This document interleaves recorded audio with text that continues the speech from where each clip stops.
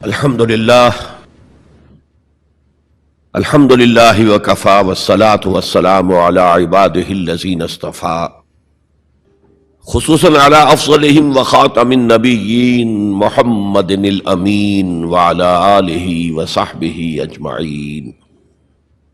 اما بعد فقد قال اللہ تبارک وتعالی کما ورد فی سورة الحجرات: اعوذ باللہ من الشیطان الرجیم بسم اللہ الرحمن الرحیم. یا ایھا الناس انا خلقناکم من ذکر وانثی وجعلناکم شعوبا وقبائل لتعارفوا ان اکرمکم عند اللہ اتقاکم ان اللہ علیم خبیر. وقال تبارک وتعالی کما ورد فی سورۃ آل عمران: فاستجاب لهم ربهم انی لا اضیع عمل عامل منکم من ذکر او انثی بعضکم من بعض فالذین ہاجروا واخرجوا من دیارہم وأوذوا فی سبیلی وقاتلوا وقتلوا لأکفرن عنہم سیئاتہم ولأدخلنہم جنات تجری من تحتہا الانہار ثوابا من عند اللہ واللہ عندہ حسن الثواب. صدق اللہ العظیم. وقال النبی صلی اللہ علیہ وسلم فی خطبتہ فی حجۃ الوداع: لا فضل لعربی علی عجمی ولا لعجمی علی عربی ولا لاسود علی احمر ولا لاحمر علی اسود الا بالتقوی کلکم بنو آدم وآدم من تراب او کما قال صلی اللہ علیہ وسلم. رب اشرح لی صدری ویسر لی امری واحلل عقدۃ من لسانی یفقہوا قولی. اللہم ربنا الہمنا رشدنا واعذنا من شرور انفسنا. اللہم ارنا الحق حقا وارزقنا اتباعہ وارنا الباطل باطلا وارزقنا اجتنابہ. آمین یا رب العالمین.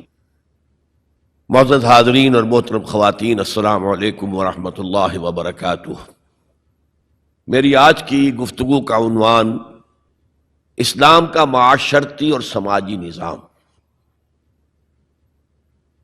اس ضمن میں سب سے پہلے اس نقطے پر غور کیجئے کہ انسان کی ایک زندگی تو انفرادی ہے اور زندگی کا ایک بہت بڑا حصہ اجتماعی ہے. جیسے جیسے تمدن ترقی کرتا گیا، اجتماعیت کا دائرہ پھیلتا گیا، انفرادیت کا دائرہ سمٹتا گیا. چنانچہ آج کو آپ کو معلوم ہے کہ کوئی ریاست ہے، اس کا دستور ہے، اس کا نظام ہے، تمام شہری اس میں جکڑے ہوئے. اور اب تو پوری دنیا جو ہے وہ ایک شہر کے مانند ہو گئی ہے اور کہا جا رہا ہے کہ یہ گلوبل ولیج ہے. یہ تو ایک گاؤں کی شکل اختیار کر گیا. یہ جو انسان کا اجتماعی نظام ہے، اس کی 4 سطحیں ہیں. سب سے بنیادی سطح جو ہمیشہ سے ہے، چاہے انسان ابھی غاروں میں رہتا ہو، ابھی کوئی اور اجتماعی نظام کی شکل نہیں تھی، لیکن عائلی نظام، مرد اور عورت کا رشتہ، ان کے درمیان ازدواج اور اس سے اولاد کا پھیلنا، یہ اجتماعیت کی پہلی شکل ہے، جس سے کہ خاندان وجود میں آتے ہیں. اس سے ذرا اوپر چلیے تو خاندانوں کے مجموعے کا نام معاشرہ ہے، سوسائٹی ہے. ایک پہلو پھر اسی اجتماعی نظام کا معاشی نظام ہے. کمائی کے کیا ذریعے صحیح ہیں، کیا غلط ہیں، دولت کا کیا استعمال صحیح ہے، کیا غلط ہے. اور سب سے اوپر سیاسی نظام ہے. اب اگر آپ اس کو سمجھیں گے کہ ایک جیسے مثلث ہوتی ہے، نیچے بیس ہے، دونوں طرف سے زاویے جو ہیں اس کے دونوں اضلاع جا رہے ہیں، اوپر مل جاتے ہیں، تو سب سے بڑا جو انسان کی زندگی کا اجتماعی حصہ ہے وہ عائلی نظام ہے، پھر معاشرتی نظام ہے، پھر اس سے کمتر حیثیت معاشی نظام، سب سے کم ترین سیاسی نظام۔ میں یہ ساری باتیں کس لیے بتا رہا ہوں کہ قرآن مجید کا ہر طالب علم جانتا ہے کہ عائلی قوانین جس قدر تفصیل سے قرآن مجید میں بحث کی گئی ہے ان کے بارے میں، اس درجے میں معاشی قوانین کا بیان تو نہیں ہوا۔ سیاسی نظام تو کوئی اسلام نے دیا ہی نہیں، چند اصول دیے ہیں، اللہ کی حاکمیت، مسلمانوں کی خلافت، جہاں اللہ اس کے رسول کا کوئی حکم نہ ہو وہاں باہمی مشورے سے معاملہ طے کرنا، تین اصول ہیں، اللہ اللہ خیر صلی اللہ، ان الحکم الا للہ، اور انی جاعل فی الارض خلیفہ، یا داؤد انا جعلناک خلیفۃ فی الارض، اور امرہم شورا بینہم، جہاں اللہ اور اس کے رسول کا حکم نہیں ہے تو آپ اسمبلی کے ذریعے سے اس طرح چاہیں کاؤنٹنگ آف ووٹ سے، مشورے سے فیصلہ کر سکتے ہیں۔ تین اصول ہیں بس، اس پر ریاست جو ہے وہ پارلیمانی ہو، وہ صدارتی ہو، ان میں سے نہ کوئی واجب ہے نہ کوئی حرام ہے، یونٹری ہو، وحدانی، یا فیڈرل ہو یا کانفیڈرل ہو، ان میں سے بھی کوئی چیز نہ واجب نہ فرض نہ حرام، یہ آپ کے اپنی مرضی سے ہے، آپ اپنی باہمی مشورے سے جو لوگ چاہتے ہوں اختیار کر لیں۔ نظام کے بارے میں کوئی سیاسی نظام کا ڈھانچہ ہمیں ایسا نہیں دیا گیا کہ وہ واجب ہے آپ پر، اصول دیے گئے۔ معاشیات کے ضمن میں سود حرام، جوا حرام، نشہ آور چیزوں کی تجارت حرام، انسان کے سفلی جذبات کو، شہوانی جذبات کو بھڑکا کر کمائی کرنا حرام، بس۔ باقی میدان کھلا ہے، محنت کرو، جد و جہد کرو، کماؤ، جو تم کماؤ گے تمہارا ہوگا، البتہ ایک حد سے اوپر جاؤ گے زکوٰۃ لے لی جائے گی تاکہ جو پیچھے رہ گئے ہیں ان کی ضروریات پوری کی جا سکے۔ جہاں آزاد معیشت ہوگی وہ ایسے ہی ہے جیسے کہ آزاد دوڑ ہو رہی ہے۔ اب جب دوڑ میں ظاہر بات ہے کہ آپ اگر تو انہیں رسے سے باندھ دیں گے تب تو نہ کوئی آگے رہا نہ پیچھے رہا، لیکن دوڑ کا فائدہ کیا ہے؟ دوڑ تو یہ ہے کہ ذرا وہ شخص جو تیز دوڑ سکتا ہو وہ نمایاں ہو۔ تو فری اکانومی جہاں بھی ہوگی کوئی آگے نکل جائیں گے کوئی پیچھے رہ جائیں گے، تو پیچھے والوں کے بھی کچھ حقوق کا لحاظ کیا جائے۔ زکوٰۃ کیا ہے؟ تؤخذ من اغنیائہم ترد الی فقرائہم، ان کے امیروں سے وصول کی جائے گی، ان کے غریبوں کو دے دی جائے گی، بس یہی جو ہے اسلام کا معاشی نظام ہے۔ لیکن معاشرتی نظام پر بڑی بحثیں آئی ہیں، سورہ نور، سورہ احزاب بہت مفصل، سورہ نساء، اور آئلی قوانین پر جو میں نے کہا تھا بالکل پہلے نیچے بیس ہے وہ اس مثلث کا، اس پر آپ دیکھتے ہیں کہ کئی رکوع، 3-4 رکوع تو سورہ بقرہ میں ہے، پھر سورہ نساء میں ہے، سورہ مائدہ میں ہے، پھر سورہ نور میں ہے، سورہ احزاب میں ہے، سورہ مجادلہ میں ہے، سورہ طلاق میں ہے، سورہ تحریم میں ہے۔ یہ آئلی قوانین تو بہت ہی تفصیل کے ساتھ بیان کیے گئے۔ حکمت کیا ہے کہ یہی تو ہے جڑ، بنیاد تو یہی ہے۔ اگر اسی بنیاد میں خرابی آ گئی تو خشت اول چونہد معمار کج، تا سریا می رود دیر کب دیوار کج، اگر پہلی اینٹ جو ہے دیوار کی ٹیڑھی رکھی گئی تو بناتے جائیے آپ، پر ٹیڑھ جائے گا آخر تک۔ اس لیے آئلی نظام کو سب سے زیادہ تفصیل کے ساتھ قرآن مجید میں بیان کیا گیا۔ اب دوسرا نقطہ دیکھیے، اسلام کے معاشرتی نظام کا جو اصل الاصول ہے، پہلی بنیادی بات جو ہے وہ کیا ہے؟ تمام انسان مرتبے میں برابر ہیں، پیدائشی طور پر کوئی انسان افضل نہیں، کوئی ارذل نہیں، کوئی اونچا نہیں، کوئی نیچا نہیں، پیدائشی طور پر اونچ نیچ ہوگی، وہ ہوگی ایکوائرڈ کریکٹرز کی وجہ سے، جو آپ نے حاصل کیا۔ آپ نے علم زیادہ حاصل کیا، آپ کی ایک عزت ہو جائے گی۔ آپ میں تقوی زیادہ ہے، خدا ترسی زیادہ ہے، آپ کی عزت کی جائے گی۔ آپ خادم خلق ہیں، آپ کی عزت کی جائے گی۔ لیکن یہ ساری چیزیں ایکوائرڈ ہیں، بعد میں انسان نے حاصل کی ہیں۔ پیدائشی طور پر کوئی انسان اونچا نہیں، کوئی انسان نیچا نہیں۔ یہ بڑا انقلابی پیغام ہے قرآن کا، اور یہ سمجھیے کہ پورے عالم انسانیت کے لیے، میں ابھی گواہی بھی آپ کے سامنے پیش کروں گا کہ عالم انسانیت میں پہلی مرتبہ یہ پیغام اسلام نے دیا۔ چنانچہ میں نے آیت آپ کو سنائی، یا ایھا الناس، یا ایھا الذین آمنوا، نہیں، اے لوگو، انا خلقناکم، ہم نے ہی تم سب کو پیدا کیا، وجعلناکم شعوبا وقبائل، اور تمہیں قوموں میں اور قبیلوں میں تقسیم کر دیا۔ تمہاری رنگتیں مختلف ہیں، تمہارے ناک نقشے مختلف ہیں، تمہاری بولیاں مختلف ہیں۔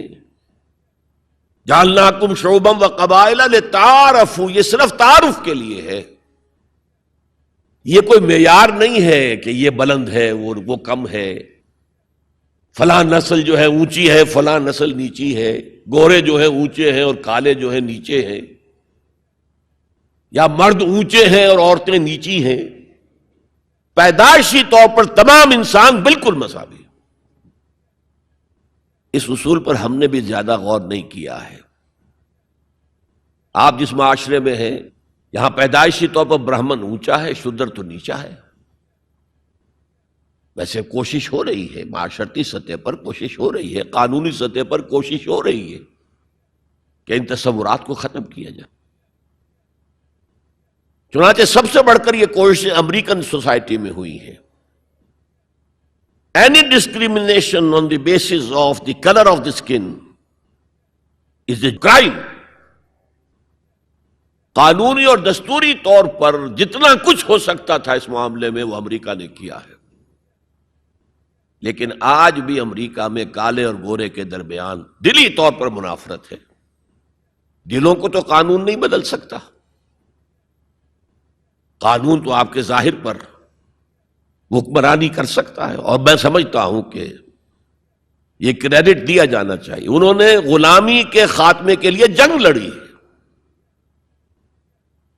اور ان کے ہاں ڈسکریمنیشن بالکل ختم ہے، قانوناً بہت بڑا جرم ہے۔ پھر بھی حالات کیا ہیں؟ اگر کسی گوروں کی آبادی میں کوئی کالا افرو امریکن آ کر مکان خرید لیتا ہے تو اس آبادی میں جائیداد کی قیمت ایک دم گر جاتی ہے۔ اب وہ سارے گورے وہاں سے بیچ بیچ کے اپنے گھر باہر جا کے ٹاؤن شپس علیحدہ آباد کر لیتے ہیں، ان کے ساتھ رہنے کو تیار نہیں ہے۔ کون سا قانون روکے گا انہیں اس سے کہ آپ اپنا مکان نہیں بیچ سکتے، آپ کو یہیں رہنا پڑے گا؟ یہ تو کوئی بات نہ ہوئی۔ چنانچہ جو حضرات امریکہ آتے جاتے رہتے ہیں ان کے علم میں ہے کہ ہر بڑے شہر کا جو ڈاؤن ٹاؤن ہے وہ افرو امریکنز کے قبضے میں ہے۔ بالٹیمور میں چلے جائیے، واشنگٹن میں چلے جائیے، لاس اینجلس میں چلے جائیے، جہاں جائیں گے ڈاؤن ٹاؤن وہ افرو امریکنز کالوں کے قبضے میں ہے، اور سب لوگ باہر نکل نکل کے انہوں نے اپنی بستیاں بسا لی ہیں گوروں نے۔ تو یہ صورتحال، اس میں قرآن مجید کہتا ہے کہ دیکھو لوگوں، تم میں کوئی بنیادی طور پر، پیدائشی طور پر، رنگت کی وجہ سے، نسل کی وجہ سے کوئی نہ افضل ہے نہ مفضول ہے، نہ کوئی اعلیٰ ہے نہ ادنا ہے، کلکم۔ اور اس پر میں نے جو پیش کی ہے گواہی مزید حضور کی حجۃ الوداع کے خطبے سے، لا فضل لعربی علی عجمی ولا لعجمی علی عربی ولا لاسود علی احمر ولا لاحمر علی اسود الا بالتقوی کلکم بنو آدم وآدم من تراب۔ کسی عرب کو کسی اجمی پر کوئی فضیلت حاصل نہیں، حالانکہ عربوں کی گھٹی میں پڑا ہوا تھا کہ ہم بہت افضل ہیں. نطق تو ہمارے پاس ہے، بات ہم کر سکتے ہیں، خطیب ہمارے ہیں، باقی دنیا تو عجمی ہے، گونگے ہیں یہ لوگ. عجم کے معنی کیا؟ گونگے. حضور نے کہا لا فضل لعربی علی عجمی ولا لعجمی علی عربی، عجمی کو بھی، کسی عجمی کو کسی عربی پر کوئی فضیلت نہیں. ولا لأحمر علی اسود، کسی سرخ روح کو، سفید اور سرخ رنگت والے کو کسی سیاہ فام کے اوپر کوئی فضیلت نہیں، نہ کسی سیاہ فام کو کسی گورے پر کوئی فضیلت ہے. میں نے شروع میں جب میں حدیث پڑھتا تھا تو میں حیران ہوتا تھا کہ کیا کوئی کالے بھی یہ سمجھتے ہیں کہ ہم گوروں سے افضل ہیں؟ امریکہ میں جا کے بھید کھلا، وہ تو کہتے ہیں ہم مکمل انسان ہیں، یہ تو کچے ہیں، پکے ہوئے ہی نہیں ابھی. مذاق اڑاتے ہیں. ان کے ہاں جو ہے سفید چمڑی والوں کا شدید مذاق اڑتا ہے. تو حضور نے تو کہا تھا 1400 برس پہلے لولا لفضل لاسود علی احمر ولا لاحمر علی اسود، کسی گورے کو کسی کالے پر، کسی کالے کو کسی گورے پر کوئی فضیلت نہیں. کلکم بنو آدم، تم سب کے سب آدم کی نسل ہو. وآدم من تراب، اور آدم مٹی سے بنے تھے علیہ الصلوۃ والسلام. یہ جو نکتہ میں اتنے اہتمام سے بیان کر رہا ہوں، اس کے لیے میں گواہی اب دے رہا ہوں ایچ جی ویلز کی، نام سنا ہوگا آپ نے. وہ زیادہ مشہور تو ہے سائنٹیفک فکشن کے معاملے میں. اس نے اپنے زمانے میں ایسی کہانیاں لکھی، ایسے افسانے لکھے جو آنے والے دور میں سائنس کے جب کہ عروج ہونے والا تھا تو واقعات کے طور پر سامنے آنے والے تھے. سائنٹیفک فکشن، کہانیاں لکھنا، افسانے لکھنا سائنسی بنیادوں پر. لیکن تاریخ عالم پر بھی ان کی 2 کتابیں اس شخص کی جو ہیں وہ بہت ہی عمدہ ہیں، اس میں کوئی شک نہیں. A short history of the world, اور دوسری ہے a concise history of the world. Concise history of the world میں پہلے میں یہ بیان کر دوں کہ اس نے حضور پر بڑے کیچڑ اچھالا ہے. شاطم رسول جیسے آج رشدی ہے، یا بنگالی جو ہے تسلیمہ نسرین ہے، یا ایک اور بھی اٹھ کر آ گئی ہے اب، جس طرح وہ کیچڑ اچھالتے ہیں، جس طرح وہ حملے کرتے ہیں، رقیق حملے کرتے ہیں، ایسے ہی ایچ جی ویلز نے بھی کیے ہیں.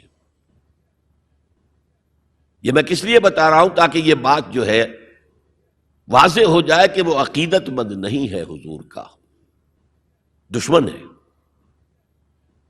اور عربی کی ایک کہاوت یہ ہے کہ الفضل ما شہدت بہ الاعداء، دوست اور عقیدت مند تو تعریف کریں گے. کیا کسی مسلمان کے لیے ممکن ہے کہ حضور کی تعریف نہ کرے؟ بلکہ وہ نعتیں پڑھتے ہوئے غلوف بھی کر جائیں گے، کہیں سے کہیں پہنچا دیں گے. ہاں اگر دشمن تعریف کرے تو وہ بات ہے کہ جو قابل غور ہے. میں نے اس لیے اسٹیبلش کیا دشمن ہے، دوست نہیں ہے، عقیدت مند نہیں ہے. لیکن جو چیپٹر اس کا ہے حضور کی زندگی پر، اس کے آخر میں آ کر خطبہ حجۃ الوداع کا یہ حوالہ اس نے دیا، لا فضل لعربی علی عجمی ولا لعجمی علی عربی ولا لاسود علی احمر ولا لاحمر علی اسود الا بالتقوی. اور اس کے بعد جو اس کا ری ایکشن ہے، اس پر جو تبصرہ تھا کہہ رہا ہوں، اس کی وجہ بتا دوں گا بعد میں. معلوم ہوتا ہے گھٹنے ٹیک کر کوئی شخص جو ہے اور سر جھکا کر خراج عقیدت پیش کر رہا ہے.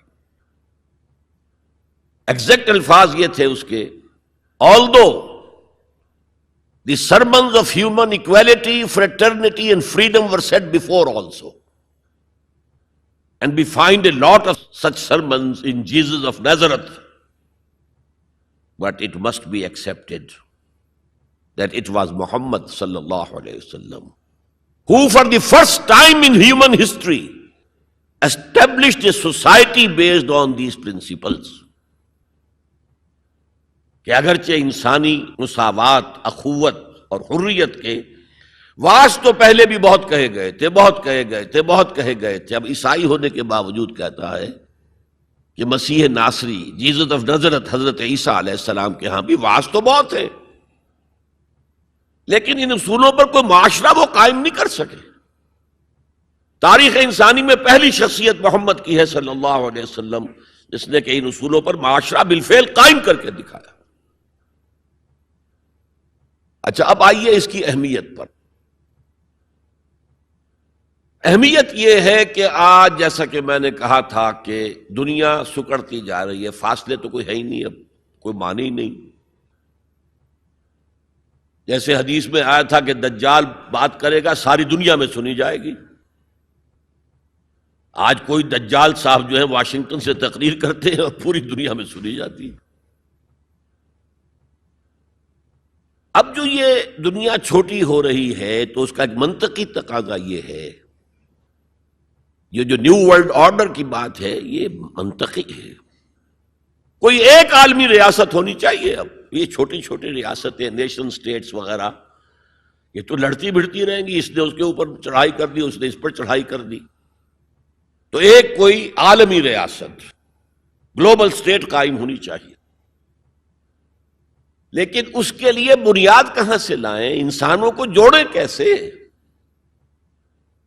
وہ تو نسل کی بنیاد پر جو ہے کٹے ہوئے ہیں، رنگت کی بنیاد پر ان کے دلوں کے درمیان جو ہے بودھ ہے۔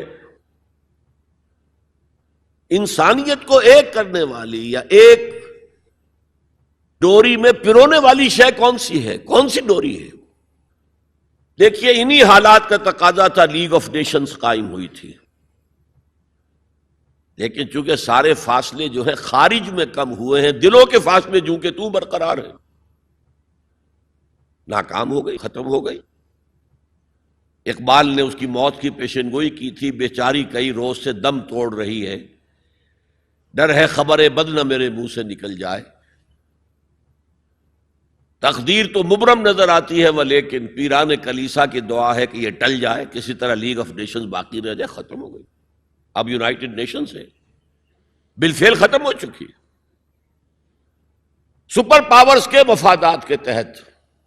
اور اب تو وہ سپر پاورز بھی دو نہیں رہی، سپریم پاور جو ہے وہ یونائٹڈ نیشنز کی اکثریت روکنا چاہے وہ نہیں رکتی۔ عراق پر حملے کے معاملے میں کون ساتھ تھا ان کے؟ بائی پاس کیا، دفاع ہو جاؤ، ہمیں کوئی حیثیت زبریت نہیں تمہاری۔ تو یہ بھی دم توڑ رہی ہے، یونائٹڈ نیشنز کا وجود کیا رہ جائے گا؟ بیچاری کئی روز سے دم توڑ رہی ہے۔ یہ عراق پر حملے کے ساتھ یہ ہے، اس کا دم جو ہے عالم نزاع شروع ہو چکا ہے۔ ڈر ہے خبر بد نہ میرے منہ سے نکل جائے، تقدیر تو مبرم نظر آتی ہے، تو اٹل نظر آتا ہے کہ یہ فیل ہو جائے گا، ادارہ ختم ہو جائے گا۔ پیران کلیسا کی دعا ہے کہ یہ ٹل جائے، وہاں دعائیں ہو رہی ہیں کہ ابھی یہ برقرار رہے۔ اس پس منظر میں قرآن دو بنیادیں دیتا ہے کہ جو تمام انسانوں کو جوڑنے والی ہیں۔ ایک وحدت الہ، وحدت خالق، تم سب کا خالق ایک ہی ہے، اللہ۔ اب ایوولوشن کی تھیوری ماننے والے کیسے مانیں گے کہ کوئی ایک اللہ ہے، کوئی ایک خالق ہے؟ تو نہیں مان سکتے۔ نمبر دو، تم سب ایک ہی جوڑے کی اولاد ہو۔ یا ایھا الناس انا خلقناکم، اے تمام انسانوں ہم نے تم سب کو پیدا کیا۔ وحدت خالق، وحدت الہ، اس پر سب جڑ جائیں گے آپس میں، ہندی ہو، چینی ہو، پاکستانی ہو، ایرانی ہو، امریکی ہو، کالے ہو، گورے ہو، پیلے ہو، سب اللہ کی مخلوق۔ اگر دل میں اللہ پر یقین ہے تو یہ پھر سارے جو فرق ہیں ایویپوریٹ ہو جائیں گے۔ ایک کالے حبشی کو، جس کے گھنگریاں والے بال تھے، ہونٹ موٹے موٹے تھے، شین ادا نہیں کر سکتا تھا، اشہدو نہیں کہہ سکتا تھا، اشہدو کہتا تھا، بلال۔ اور حضرت عمر فاروق جو اسلام سے پہلے بڑے نیشنلسٹ تھے، اپنی قرشیت پر فخر، اپنے خاندان پر فخر، اور وہ عمر فاروق جبکہ وہ خلیفہ تھے حضرت بلال کا نام نہیں لیتے تھے سیدنا کے بغیر، سیدنا بلال، سیدنا بلال، سیدنا بلال۔ حضرت ابو بکر کے بارے میں فرماتے ہیں ابو بکر سیدنا وآتق سیدنا، ابو بکر خود بھی ہمارے سردار ہیں، انہوں نے ہمارے سردار کو آزاد کرایا تھا خرید کر۔ تو یہ فرق تو جب تک کہ آپ اللہ پر ایمان نہ رکھتے ہوں تو کوئی بنیاد ہی نہیں ہے. ہمارے اور ان کے درمیان کیا بنیاد ہے؟ پتہ نہیں کون سے قسم کے بندروں کی اولاد جو ہے ہندوستان میں بس رہی ہے اور کون سے قسم کے شمپینزیز کی اولاد جو ہے وہ کہیں اور بس رہی ہے. ان کا تو کوئی رشتہ آپس میں ہے ہی نہیں. پھر یہ کہ وحدت آدم و حوا، انا خلقناکم، نمبر 1 من ذکر و انثی، ایک مرد اور ایک عورت سے پیدا کیا ہے. تو ایک تو اخوت دینی ہے، اخوت اسلامی ہے، وہ تو بڑی اونچی بات ہے. اخوت انسانی، تمام انسان. اب آپ فرمائیے حضرت حوا کے رحم پر جا کر تمام انسان ایک نہیں ہو جائیں گے؟ والدہ کے رحم کے اعتبار سے بہن بھائی جو ہیں وہ بھائی بھائی اور بہنیں ہیں. دادی کے اس پر جائیے تو وہ ایک بڑا کنبہ وجود میں آ جائے گا. چچا تائے کی ساری اولاد اس میں مل جائے گی، اور اسی طریقے سے خالاؤں کی اور پھپھیوں کی اولاد شامل ہو جائے گی. اس سے آگے جائیے، اس سے آگے جائیے، سب جا کر آدم اور حوا پر جمع ہو جائے گی. تو آج جو زمانے کا تقاضا ہے کہ یہ فاصلے کم ہو، نوع انسانی جمع ہو، ایک وحدت ہو جائے، وہ تقاضا صرف اسلام کی بنیاد پر طے ہو سکتا ہے، پورا ہو سکتا ہے. کسی اور کے پاس اس کے لیے کوئی بنیاد نہیں. میں نے کہا تھا نا کہ کسی کالے کو گورے پر نہیں، کوئی گورے کو کالے پر فضیلت نہیں. ساتھ ہی کہا تھا مرد کو عورت پر کوئی فضیلت نہیں. مرد اونچا اور عورت نیچی نہیں ہے. شرف انسانیت کو دونوں ایکولی شیئر کرتے ہیں، وہ بھی ہیومن بینگ، وہ بھی ہیومن بینگ. سورہ آل عمران کے آخر میں ایک لمبی دعا آئی ہے، ربنا اننا سمعنا منادیا ینادی للایمان ان آمنوا بربکم فآمنا. اے رب ہمارے، ہم نے ایک پکارنے والے کی پکار کو سنا کہ وہ ایمان کی صدا لگا رہا ہے، ایمان کی ندا لگا رہا ہے صلی اللہ علیہ وسلم کہ اپنے رب پر ایمان لاؤ. تو ہم ایمان لے آئے. ربنا فاغفر لنا ذنوبنا وکفر عنا سیئاتنا. تو پروردگار ہمارے گناہ بخش دے اور ہم سے ہماری برائیوں کو دور کر دے. وتوفنا مع الابرار، اور اپنے نیک و کار بندوں کے ساتھ ہمارا خاتمہ کیجو. ربنا وآتنا ما وعدتنا علی رسولک، اور پروردگار ہمیں وہ سب کچھ دیجو جس کا وعدہ تو نے اپنے رسولوں کے ذریعے کیا ہے. آپ نے فرمایا جنت اور یہ نعمتیں ہوں گی، ہمیں وہ سب کچھ دیجو. انک لا تخلف المیعاد، تو اپنے وعدے سے ہٹنے والا نہیں ہے. ہمیں یہ اندیشہ نہیں ہے. اندیشہ ہے تو یہ کہ ہم ان وعدوں کا مصداق ثابت ہو سکے یا نہ ہو سکے. تو اپنے فضل کرم سے ان کا مصداق ہمیں بنا دے. اب اس کا جواب سنیے. فاستجاب لهم ربهم انی لا اضیع عمل عامل منکم. ان کے رب نے ان کی دعا کو قبول کیا اور فرمایا میں تم میں سے کسی عمل کرنے والے کے کسی عمل کو ضائع کرنے والا نہیں ہوں. من ذکر او انثی، خواہ وہ مرد ہو خواہ عورت. بعضکم من بعض، تم ایک دوسرے ہی میں سے ہو نا. ایک ہی باپ کے نطفے سے بیٹا بھی ہے بیٹی بھی ہے. ایک ہی ماں کے رحم میں پرورش پائی ہے بیٹے نے بھی بیٹی نے. تو اونچ نیچ کہاں سے آ جائے گی؟ کدھر سے آ جائے گی؟ بعضکم من بعض، ایک دوسرے میں سے ہو. فالذین ہاجروا، تو وہ لوگ جنہوں نے ہجرت کی. تو ہجرت صرف مردوں تو نہیں کی، عورتوں نے بھی کی. وَأُخْرِجُوا مِن دِيَارِهِمْ، جو اپنے گھروں سے نکالے گئے ان میں مرد بھی تھے عورتیں بھی تھیں. وَأُوذُوا فِي سَبِيلِي، اور جنہیں میری راہ میں ایذا پہنچائی گئی ان میں مرد بھی تھے عورتیں بھی تھیں. پہلے شہید ہونے والے 2 میاں بیوی، ایک جوڑا، حضرت یاسر رضی اللہ تعالی عنہ اور حضرت سمیہ ان کی اہلیہ رضی اللہ تعالی عنہ. شدید ترین ٹارچر کیا ابو جہل نے اور پھر شہید کر دیا. وقاتلوا وقتلوا، پھر انہوں نے قتال بھی کیا، اللہ کی راہ میں جنگ بھی کی اور قتل بھی ہوئے. تو ان تمام کاموں کے اندر مرد اور عورت شریک رہے. قتال سے میں نے عرض کیا تھا کہ فرضیت اس کی جو ہے وہ خواتین پر نہیں ہے. اس کے باوجود خواتین نے حصہ لیا. جاتی تھی مرہم پٹی ان کے ذمے، آخر جنگ میں زخمی ہوں گے آئیں گے. کوئی مرد اس میں لگیں گے تو ورکنگ جو ہماری طاقت ہے وہ کم ہوگی.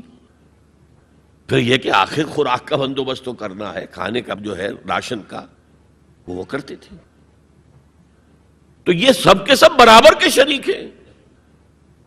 سنیے دوبارہ الفاظ، فاستجاب لهم ربهم انی لا اضیع عمل عامل منکم من ذکر او انثى بعضکم من بعض فالذین هاجروا واخرجوا من دیارهم واوذوا فی سبیلی وقاتلوا وقتلوا لأکفرن عنہم سیئاتہم، میں لازماً دور کر دوں گا ان سے ان کی برائیوں کو، وَلَأُدْخِلَنَّهُمْ جَنَّاتٍ تَجْرِي مِن تَحْتِهَا الْأَنْهَارُ، اور انہیں لازماً داخل کروں گا ان باغات میں کہ جن کے دامن میں ندیاں بہتی ہوں گی. ثوابا من عند اللہ، یہ بدلہ ہوگا اللہ کے پاس سے. واللہ عنده حسن الثواب، اور یقیناً بہترین بدلہ تو اللہ ہی کے پاس ہے.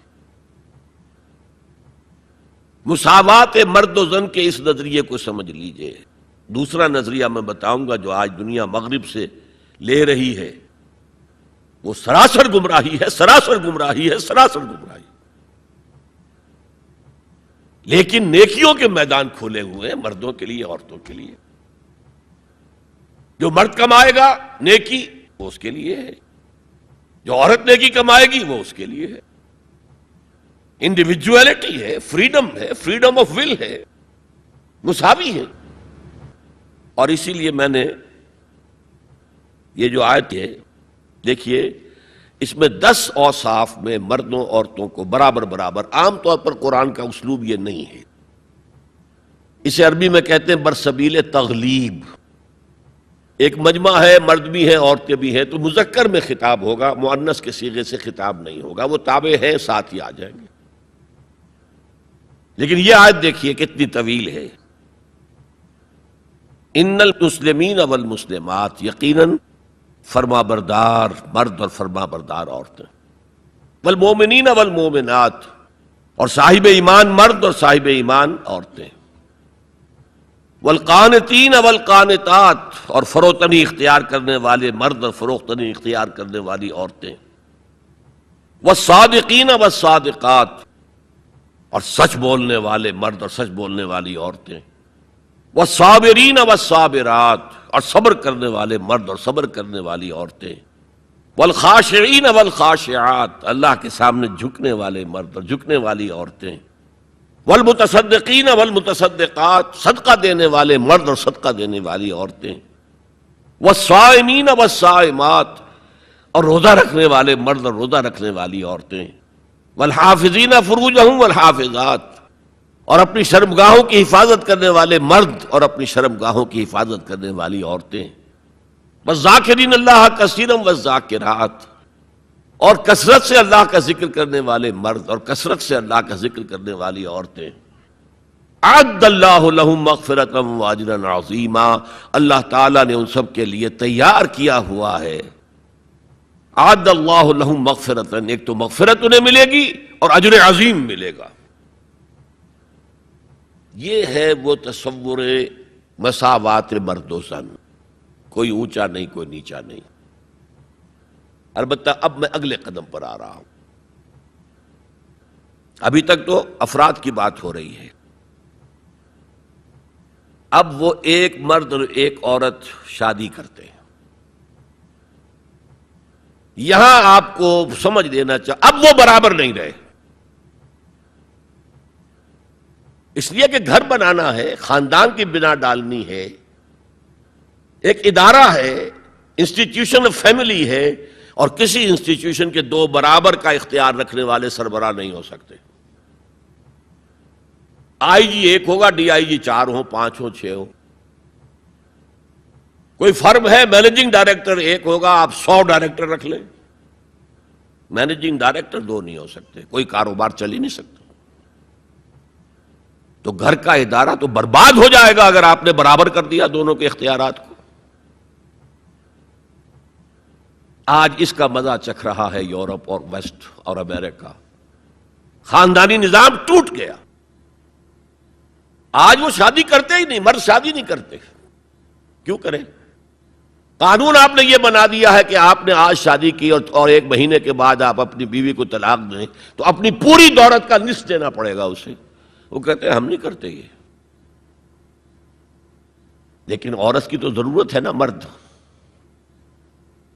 کی ضرورت عورت ہے، لیکن عورت کی ضرورت بھی تو ہے مرد. مرد کہتا ہے آؤ میرے ساتھ رہو، کھاؤ پیو، میں شادی نہیں کروں گا. وہ یہ کہتے ہیں وی آر لیونگ ٹوگیدر، بس we are not married, we are living together. بچے بھی ہو رہے ہیں. یہ کلنٹن کا 3-4 سال پہلے صدر تھا وہ، تو اس کا جو آیا تھا state of the union address, سال میں 1 دفعہ وہاں کا صدر دیتا ہے، پوری قوم کو خطاب کرتا ہے. اس میں اس نے کہا تھا کہ عنقریب ہماری امریکی قوم کی اکثریت حرام زادوں پر مشتمل ہوگی. اس کے الفاظ حرام زادہ نہیں، اس نے کہا باسٹرڈ نہیں کہا. کیا کہا؟ Born without any wedlock, ماں باپ کے درمیان کوئی شادی کا بندھن ہے ہی نہیں اور بچے پیدا ہو رہے ہیں. یہی تو حرامی کہلاتے ہیں ہمارے ہاں. حرام زادہ کسے کہتے؟ اور یہودیوں نے حضرت مسیح کو کیوں کہا حرام زادہ؟ ان کا کہنا یہ ہے، جھوٹ ہے، بکواس ہے، لیکن کہنا یہ ہے کہ حضرت مریم سلام علیہا کا رشتہ تو ہو گیا تھا، نجار یوسف نجار ایک بڑھئی تھا، اس سے رشتہ ہو گیا تھا، لیکن ابھی وداعی نہیں ہوئی تھی کہ انہوں نے تعلق زن و شوق قائم کر لیا، تو یہ تو حرام کام ہوا، زنا ہوا، تو ولد الزنا ہے. بہرحال خاندان کا ادارہ تلپٹ ہو کر رہ گیا ہے. بنیادی طور پر اس کے لیے آئلی قوانین جو قرآن نے دیے. میں نے بارہا کہا کہ میں مسلمانان بھارت کو سلام کرتا. انہوں نے اپنی آئلی قوانین میں آج تک کوئی دخل اندازی نہیں ہونے دی، جبکہ ہمارا حال یہ ہے کہ 1962 میں ایک ڈکٹیٹر، خود ساختہ فیلڈ مارشل،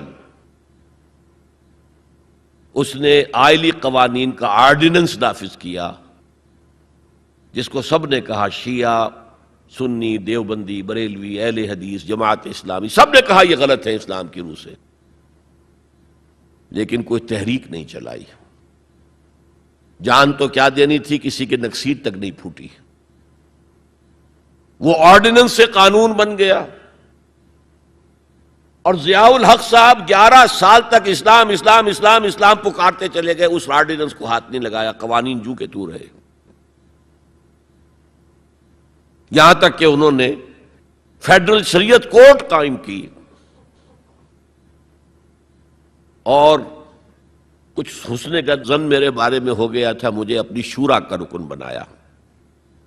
پہلے انہوں نے وزارت پیش کی تھی مرکزی، میں نے کہا نہیں جناب، میں ایک تو اس کا اہل نہیں ہوں، کبھی ان میدانوں میں گیا ہی نہیں، حکومت کے کوریڈورز میں میرا آنا جانا نہیں ہے، میں اس کا اہل نہیں ہوں.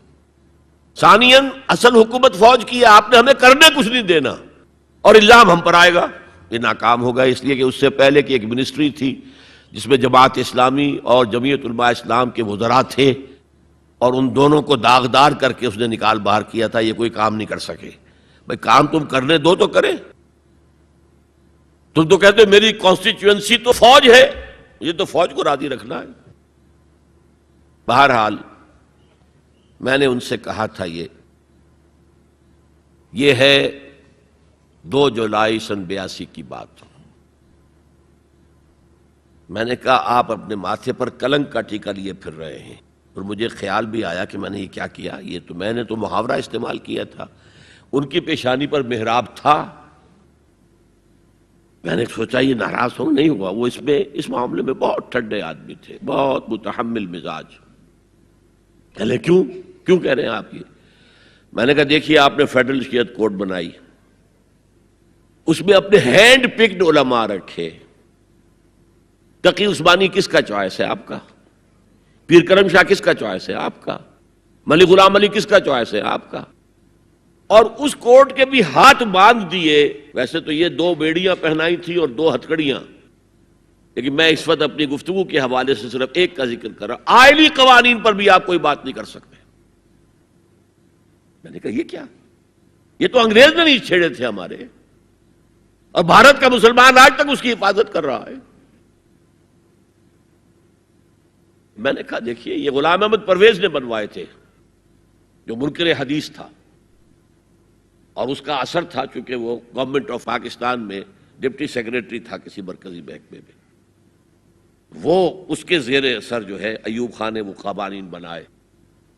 اور میں نے کہا ضیاء الحق سے کہ وہ بھی زندہ ہے، ابھی زندہ تھے وہ عدالت میں آئے ثابت کر دیں کہ کتاب و سنت کے خلاف کوئی چیز اس میں نہیں ہے، میں خوش، میرا خدا خوش۔ میں یہ تو نہیں کہتا کہ جو میں کہوں وہ آپ کریں، لیکن آپ نے عدالت کے ہاتھ کیوں بند کیے؟ کہنے لگے کہ پھر ان خواتین کو کون مطمئن کرے گا؟ میں نے کہا اگر آپ کا سوچ کا انداز یہی ہے تو یہ میرا استعفیٰ حاضر ہے، میں آپ کی شورا میں نہیں بیٹھ سکتا، استعفیٰ دے کر آگے۔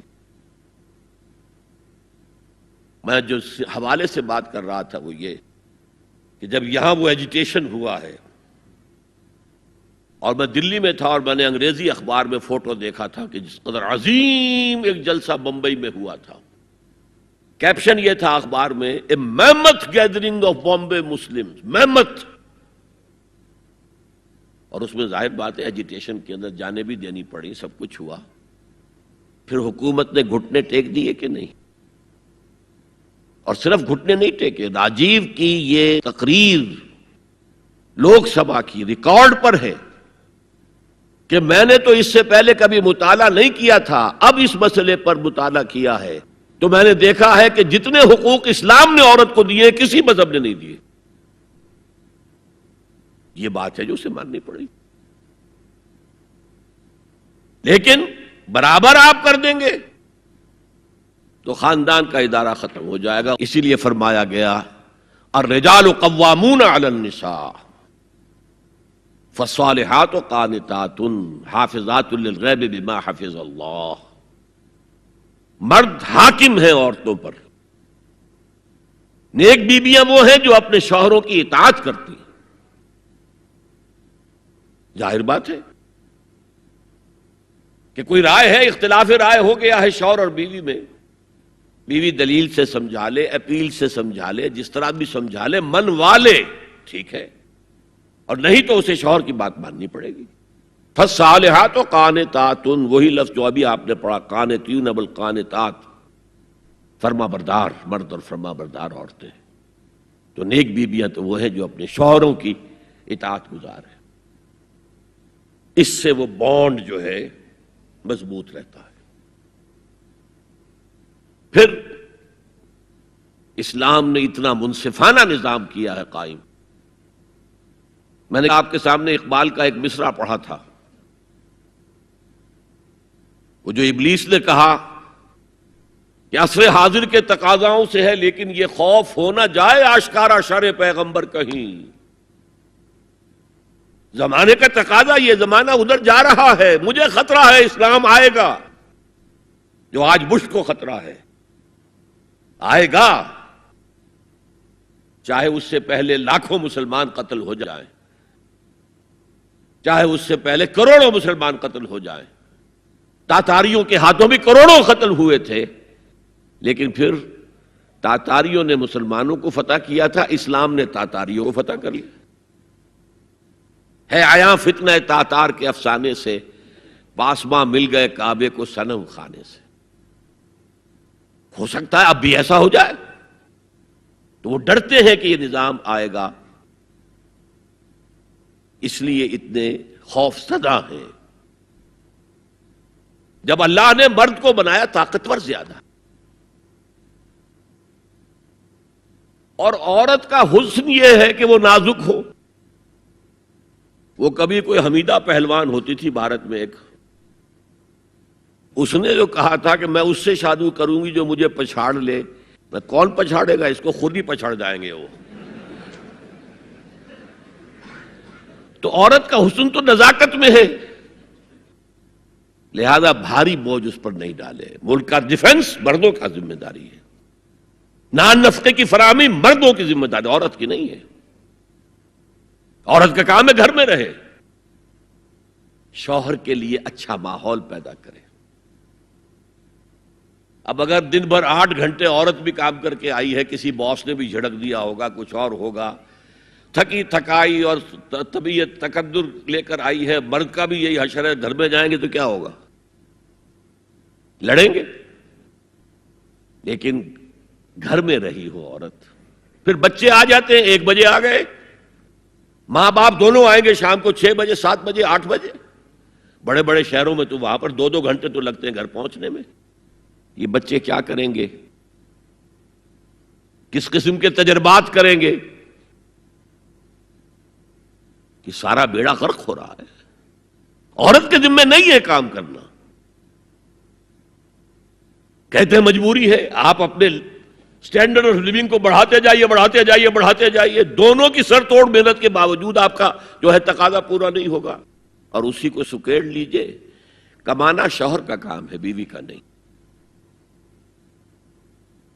اس کو اقبال نے کہا ہے کہ اسلام کا معاشرتی نظام 2 حصوں پر مشتمل ہے، حافظ ناموس زن، ایک تو عورت کی عصمت و عفت کی حفاظت، مرد آزماں، مرد کے اوپر چیلنج ہے، بھاری بوجھ تمہیں اٹھانے ہیں، مرد آزماں مرد آفرین، بھاری کام سارے مردوں کے لیے ہیں، عورت گھر میں رہے۔ اور آج بھی امریکہ میں جو سٹے ایٹ مومز کہلاتی ہیں، وہ مائیں جو گھروں میں رہتی ہیں، ان کا بہت بڑا ان کا مقام ہوتا ہے، ان کے بچوں کی تربیت جو ہو سکتی ہے۔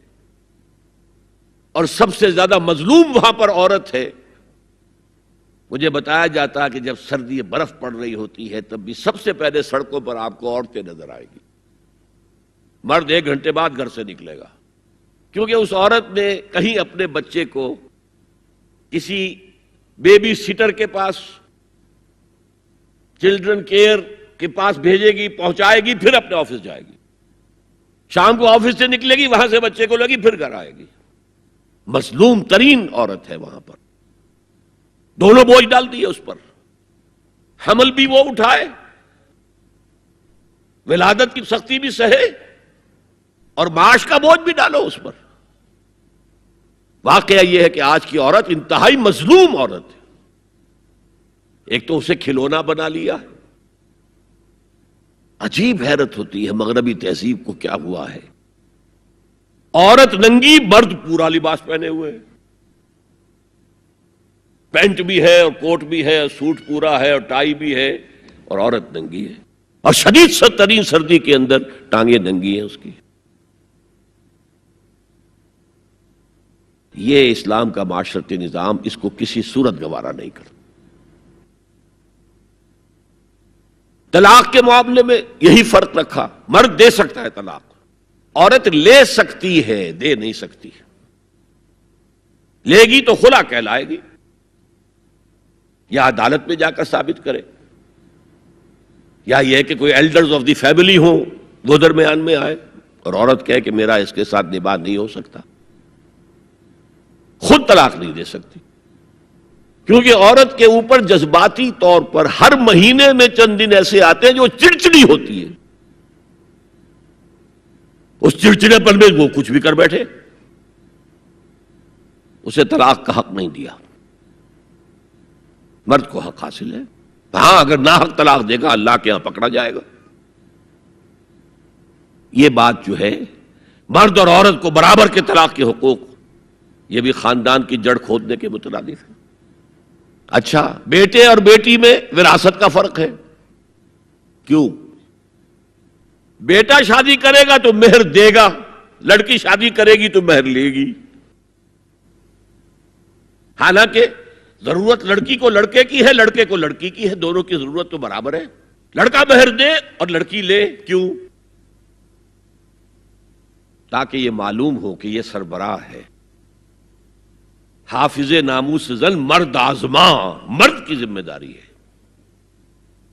یہ بھی ہمارا بڑا سوشل فنکشن ہے، بہت بڑا، اور اس میں فضول خرچیاں ہو رہی ہیں، حرام کی کمائی ہوئی کمائی جو ہے وہ پانی کی طرح بہائی جاتی ہے۔ ابھی مجھے ایک صاحب نے بتایا کہ ممبئی میں 2 شادیاں ہوئی ہیں مسلمانوں میں، ایک میں 1.5 کروڑ روپیہ خرچ ہوا، ایک میں 80 لاکھ خرچ ہوا۔ ہم نے وہاں اصلاحی تحریک شروع کی.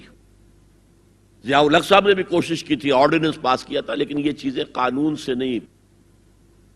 آپ کہیں کہ کسی دعوت میں 50 سے زیادہ مہمان نہیں آئیں گے، وہ 100 آ گئے تو زیادہ یہ ہوگا پولیس والوں کو رشوت کا کھاتا کھل گیا، جو یہ پیسے لے جائیے صاحب.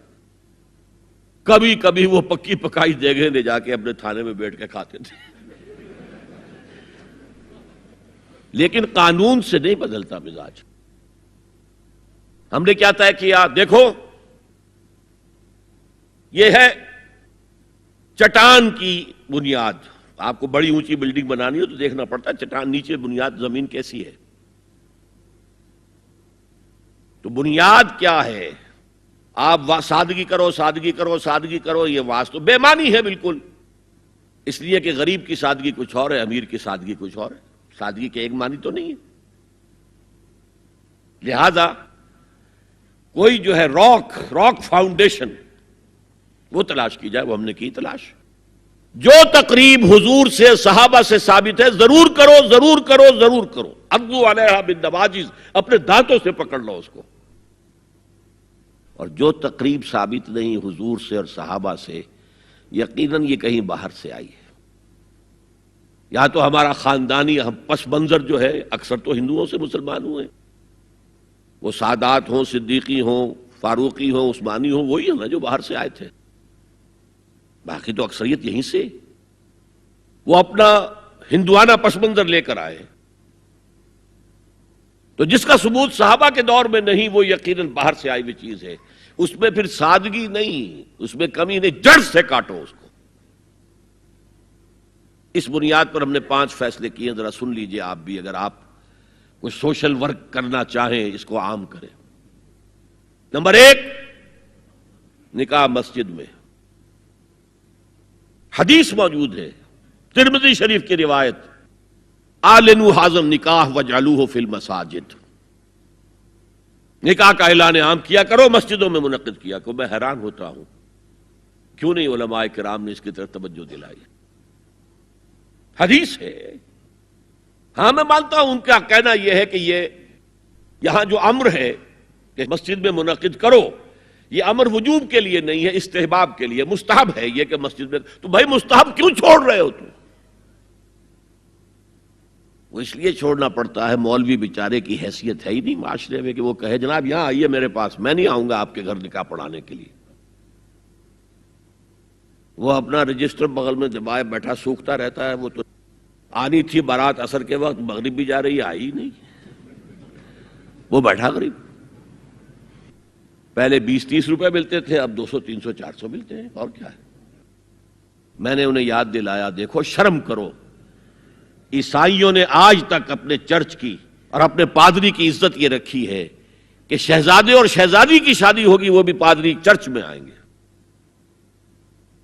شہزادے کی شادی ہو رہی ہے تو جو ان کی پارلیمنٹ کے ساتھ ہے چرچ، وہاں شادی ہوگی. وہاں پردہ نہیں ہے، لڑکا لڑکی دونوں آمنے سامنے کھڑے ہو کر قول و قرار کریں گے. ہمارے ہاں پردہ ہے تو اس لیے لڑکی کے گھر بھی جائیں گے تو لڑکی تو محفل میں نہیں آئے گی. لڑکی کا ایک وکیل ہوگا، وہ وکیل اجازت لے کر آئے گا، 2 اس کے گواہ ہوں گے، اس کے سامنے اجازت لی گئی، پھر وہ نکاح خواہ کو اجازت دیں گے، وہ نکاح پڑھا دیں گے. پہلی بات یہ ہو گئی کہ نکاح مسجد میں. نمبر 2، نکاح کے موقع پر کوئی دعوت طعام نہیں، کوئی ثابت نہیں. دعوت طعام صرف ایک ہے، وہ ولیمہ ہے. اور اس قدر معقول بات ہے، سب باپ اپنے سینوں پر ہاتھ رکھ کر سوچیں اور میری بات سنیں. کیا بیٹی کو گھر سے رخصت کرنے کا وقت جو ہے وہ خوشی کا وقت ہوتا ہے؟ جب بیٹی گھر سے جا رہی ہو، کوئی جانور بھی آپ قربانی کے لیے، کوئی مینڈھا کو بکرا لے آئیں 8-10 دن پہلے اور بچے مانوس ہو جائیں تو وہ جب آپ ذبح کرتے ہیں تو پچھاڑے کھاتے ہیں کہ نہیں بچے؟ اور یہ لخت جگر ہے، نور چشم ہے، 18 20 22 برس گھر میں رہی ہے، وہ جا رہی ہے. خوشی نہیں ہے وہاں، صرف یہ ہوتا ہے اے سائی آف ریلیف کہ ایک ذمہ داری کا بوجھ تھا، اللہ نے آج پورا کرا دیا، اتروا دیا بوجھ. پھر بھی اندیشہ ہوتا ہے، پتہ نہیں مزاج ملے نہ ملے. نئے ماحول میں جا رہی ہے، وہاں جا کر ایڈجسٹ ہو یا نہ ہو، اندیشے پھر بھی ہوتے ہیں ذہن کے اندر۔ تو ان سے مرغ پلاؤ کھانا اور متنجن کھانا کوئی معقول بات نہیں ہے۔ معقول بات کیا ہے؟ لڑکا، اس کا گھر آباد ہوا ہے، وہ ولیمہ کرے، اس پر باقاعدہ احادیث اولبو ولو بشاتن، ولیمہ ضرور کرو چاہے ایک ہی بکری ہو تمہارے پاس، ذبح کرو، کاٹو، کھلاؤ گوشت اپنے دوستوں کو، احباب کو۔ یہاں تک کہا کہ بیس طعام طعام الولیمہ، برا کھانا ہے ولیمے کا کہ اس میں غریبوں کو نہیں بلایا جاتا۔ ظاہر بات ہے مسلی کھلانے کے لیے تو ولیمہ نہیں ہوتا، اپنے احباب کو، دوستوں کو بلایا جاتا ہے۔ پھر بھی میں تم سے کہتا ہوں کہ جسے ولیمے کے لیے بلایا جائے وہ اگر نہیں جائے گا تو اللہ اور اس کے رسول کے حکم کی نافرمانی کرے۔ تو جس رسول نے اتنی تفصیل سے حکم دیا ہو ایک دعوت کا، وہ دوسری دعوت میں بھی خیر ہوتا میں بیان کرتا۔ جب نکاح مسجد میں اور کوئی دعوت طعام نہیں تو بارات کا تصور، خلاص۔ بارات کس بلا کا نام ہے؟ قرآن میں تو کوئی ذکر ہی نہیں، عربی میں یہ لفظ ہی نہیں۔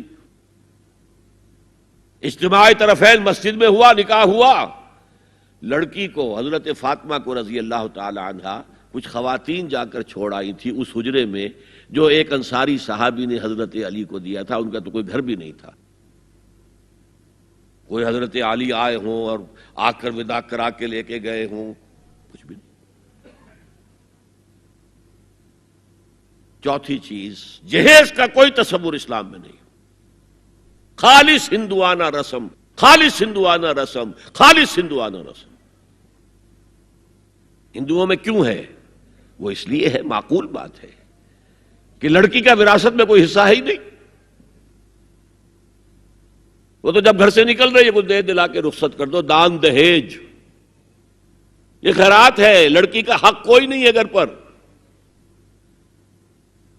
اسلام میں تو لڑکی وارث ہے، والد فوت ہوں گے وراثت تقسیم ہوگی، والدہ فوت ہوں گی کوئی ان کی ہے ملکیت وہ تقسیم ہوگی۔ شادی کے موقع پر کوئی جہیز اسلام میں نہیں، قطعاً نہیں۔ غلطی سے حضرت فاطمہ کے جہیز کو جہیز کہہ دیا گیا، وہ جہیز کیا تھا؟ ایک پیسہ بھی حضور کے اپنی جیب سے نہیں تھا۔ اس شادی میں خاص بات کیا تھی کہ دولہا کے ولی بھی حضور ہی ہے، اور کون ہے؟ علی کا کون تھا مدینے میں؟ اور دلہن کے والد بھی حضور ہیں۔ اب حضور پوچھتے ہیں حضرت علی سے، تمہارے پاس مہر دینے کے لیے کچھ ہے؟ عرض کیا میرے پاس تو کچھ نہیں ہے۔ وہ فقراء صحابہ میں سے تھے۔ فرمایا مہر تو دینا ہے، تمہارے پاس ایک زرہ ہوتی تھی؟ جی ہاں زرہ تو ہے۔ انہوں نے یہ سمجھا زرہ تو جہاد کے لیے ہے، کوئی وہ دولت تو نہیں ہے۔ فرمایا جاؤ اسے بیچو یا گروی رکھ کے قرض لے کر آؤ۔ وہ گئے، حضرت عثمان نے خرید لی، اور کچھ دنوں کے بعد واپس کر دی ہدیتاً، یہ زرہ میں ہدیہ آپ کو کر رہا ہوں۔ اس وقت اگر کہتے چھوڑو علی، کہاں تو لو میں پیسے دے دیتا ہوں تمہیں، تو ان کی طبیعت پر بار ہوتا۔ اس پیسے سے حضور نے کچھ پیسے گھر بھیجے اندر، دلہن کو ذرا تیار کر دو، اور کچھ پیسوں سے وہ ایک گدا جس میں کھجور کی کھال بھری ہوئی تھی، اور 2 تکیے جس میں کھجور کی کھال بھری ہوئی تھی، ایک مشکیزہ، کنویں سے پانی تو لانا ہی ہے نا، ایک چکی، جو ہو یا گیہوں ہو پیسنا تو ہے نا، کوئی 1-2 برتن اور، اللہ اللہ خیر صلی اللہ، یہ تھا جسے جہیز کہتے ہیں، جس میں ایک پیسہ بھی حضور کا شامل نہیں ہے۔ وہ حضرت فاطمہ کا مہر تھا جسے بنایا گیا، ورنہ مدینے ہی میں دوسری آپ کی صاحبزادی کا نکاح حضرت عثمان سے بھی ہوا، کہیں ذکر ہے جہیز کا؟ حضرت عثمان کا گھر بھرا ہوا، ہر چیزیں موجود، وہاں تو کسی جہیز کا تذکرہ نہیں۔ بہرحال یہ شادی کو آسان کرو، زنا کو مشکل بناؤ۔ یہاں شادی کے لیے 9 من تیل ہوگا تو رادھا ناچے گی، ورنہ یہ کہ بڑی ہو رہی ہے، عمر ہو رہی ہے، سب کچھ ہو رہا ہے، لیکن کچھ تقاضے تو ہے نا، آخر کچھ تو کرنا ہوتا ہے نا آخر۔ کچھ نہ کچھ لوگوں کو تو کھانا کھلانا ہی ہوتا ہے نا، بارات تو آخر آئے گی ہی نا، کچھ نہ کچھ تو دینا ہی ہوگا، کچھ جوڑے کپڑے، کچھ یہ اسلام کا فلسفہ جو میں نے 4-5 باتیں آپ کو بتا، فلسفہ یہ ہے کہ لڑکی کے باپ پر 1 پیسے کا بوجھ نہیں، اس نے لڑکی پال پوس کے تمہارے حوالے کر دیا، اب اور کیا چاہتے ہو تم؟ سارا مرد آزماں مرد آفرین، مرد کو چیلنج دیا ہے، تم مرد ہو، مہر تم دو گے۔ اور سب سے بڑھ کر کیا ہو رہا ہے آج کل بھی ہوتا ہے، وہ ہمارے کچھ کام ہوتے ہیں اسلامی، وہ بھی ہے، کچھ وہی ہندوانہ پس منظر۔ نکاح کی محفل میں چھوارے کون لے کے آتا ہے جی؟ لڑکے والے۔ اور پلاؤ کن سے کھاتے ہیں بھائی؟ جس کو تمہیں مرغ پلاؤ کھلا رہا ہے وہ چھوارے نہیں بانٹ سکتا تھا؟ یہ ہے اسلام اور غیر اسلام کا امتزاج۔ چھوارے لڑکے والے لے کر آئیں گے اور پھر دعوت اڑائیں گے لڑکی والوں کی طرف سے۔ اب میں آ رہا ہوں تیسرے موضوع پر، اس کا تعلق بھی بنیادی طور پر خاندانی نظام کی مضبوطی کے لیے۔ خاندانی نظام مضبوط رہے گا جبکہ شوہر اور بیوی کی جتنی جنسی دلچسپی ہے وہ صرف آپس میں مرکوز ہو، شوہر کی بیوی پر، بیوی کی شوہر پر۔ ادھر ادھر نگاہیں جائیں گی، کوئی عورت دیکھی نگاہوں میں کھب گئی، وہی خواب میں آئے گی، اپنی بیوی کی طرف سے توجہ ہٹ جائے گی، اور یہ چیز وہ بانڈ آف لو جو ہے بٹوین دی اسپاؤسز اس کو کمزور کر دے گا۔ جنسی آوارگی نہ ہو، عورت کو چھپا کر رکھا جائے، وہ مستورات ہمارے ہاں کہلاتی تھی، مستورات۔ پردے کا جو احکام ہے اس جنسی بے راہ روی کو روکنے کے لیے، حسن کہتے ہیں عربی زبان میں قلعے کو، اور جو عورت ان تمام پردوں میں ہے، پردے کہہ رہا ہوں میں، ایک نہیں، اس کو محسنہ کہتے ہیں کہ وہ قلعے کے اندر ہے، یا تو وہ خاندان کے اندر رہ رہی ہے، بھائیوں کی اور باپ کی پشت پناہی حاصل ہے اسے، وہ اس کی عصمت و عفت کے محافظ ہیں، یا وہ شوہر کے گھر میں آ گئی ہے تو وقرن فی بیوتکن، اپنے گھروں کے اندر رہو وقار کے ساتھ، تو وہ ایک قلعے کے اندر ہے، محسنات۔ اب دیکھیے اس زمانے کی منافقت سب سے بڑی کیا ہے۔ ایک طرف نفسیات میں کہتے ہیں کہ فرائیڈ بابا آدم ہے جدید نفسیات کا، اور وہ کہتا ہے کہ انسانوں میں سب سے بڑا جذبہ، سب سے بڑا موٹیو جنسی ہے۔ اللہ نے بڑی کشش رکھی ہے، مرد میں عورت کے لیے، عورت میں مرد کے لیے، لیکن عورت پیسیو ہے مزاجن، وہ اقدام نہیں کرتی، آگے نہیں بڑھتی، مرد اقدام کرتا ہے، آگے بڑھتا ہے۔ یہ جو کشش ہے، اس کے نتیجے میں مرد اور عورت کے درمیان بے حجابی گویا کہ آگ پر تیل ڈالنا ہے، آگ بھڑکے گی۔ اسلام نے اس کو روکا ہے، پورا نظام اس کا معاشرتی، ایک بہت بڑا پردہ پورے معاشرے میں ہے، بہت بڑا پردہ، جیسے یہ چھوٹا سا پردہ آپ کو نظر آ رہا ہے نا، ادھر عورتیں ادھر مرد ہیں۔ اسلامی معاشرہ سیگریگیٹڈ ہے، مخلوط معاشرہ نہیں ہے، عورتوں کا اپنا دائرہ کار ہے، مردوں کا اپنا ہے، کما کر لانا مرد کا کام ہے، عورت کا کام نہیں ہے۔ وہ گھر میں خوش اسلوبی کے ساتھ رہے، اچھے انداز میں پکائے، شوہر کا استقبال مسکراہٹ کے ساتھ کرے، جب وہ گھر واپس آ رہا کام کر کے، بچوں کی دیکھ بھال کرے۔ اور اس اعتبار سے میں کہا کرتا ہوں، قوم کا حال جو ہے پریزنٹ، یہ مردوں کے حوالے، اور قوم کا مستقبل عورتوں کے حوالے، مستقبل اگلی نسل، اس کی صحیح تربیت ہوگی، ماں کے دودھ کے ساتھ اس کے اندر اسلام اور ایمان کے جذبات جائیں گے۔ آج تو وہ دودھ پلانا بھی ختم ہوا، بوتل کا دودھ، ڈبے کا دودھ، جس کی وجہ سے ریسرچ یہ بتاتی ہے کہ کینسر آف بریسٹ کا سب سے بڑا سبب جو ہے دودھ نہ پلانا ہے، سب سے بڑا۔ اس لیے کہ اللہ تعالیٰ نے ہر عضو کا ایک فنکشن رکھا ہے، آپ فنکشن روک دیں گے اس میں خرابی آئے گی۔ آپ آنکھوں پر 1 سال تک پٹی باندھے رکھیے، آپ کی بینائی زائل ہو جائے گی، کیا کرنا پھر اب اس کا؟ آپ یہاں پر پلاسٹر چڑھا دیجئے، 1 سال تک جوڑ آپ کا جام ہو جائے گا، اپنی آپ کھول دیجئے پلاسٹر، وہ ہلے گا ہی نہیں۔ تو اس اعتبار سے وہ جو اقبال کہتا ہے مادراں را اسوہ کامل بطول، حضرت فاطمہ زہرا، ماؤں کے لیے کامل اسوہ حضرت فاطمہ رضی اللہ تعالیٰ عنہ۔ آسیہ گرداں و لب قرآن سرا، وہ چکی پیستی تھی اور زبان سے قرآن پڑھتی جاتی تھی۔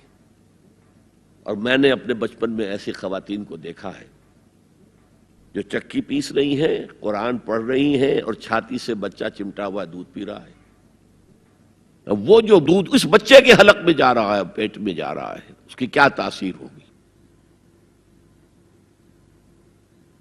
بطول باش و پنہا شو ازی عصر کہ در آغوش شبیر بگیری، اے مسلمان عورت بطول بن جا، زہرا بن جا، اور اس عصر سے پنہا ہو جا، چھپ جا، علیحدہ ہو جا، تاکہ تیرے آغوش میں حسین جیسا بچہ پیدا ہو۔ یہ پہلا ہے حجاب، سیگریگیشن آف سیکسز۔ میں نے ضیاء الحق صاحب سے کہا تھا، کیونکہ ان کی شورا میں شمولیت کی میں نے جو ہے دعوت قبول کر لی تھی، مشورہ دینا ہے۔ میں اپنے مسجد کے ممبر سے بھی مشورے بھی دیتا ہوں، تنقیدیں بھی کرتا ہوں۔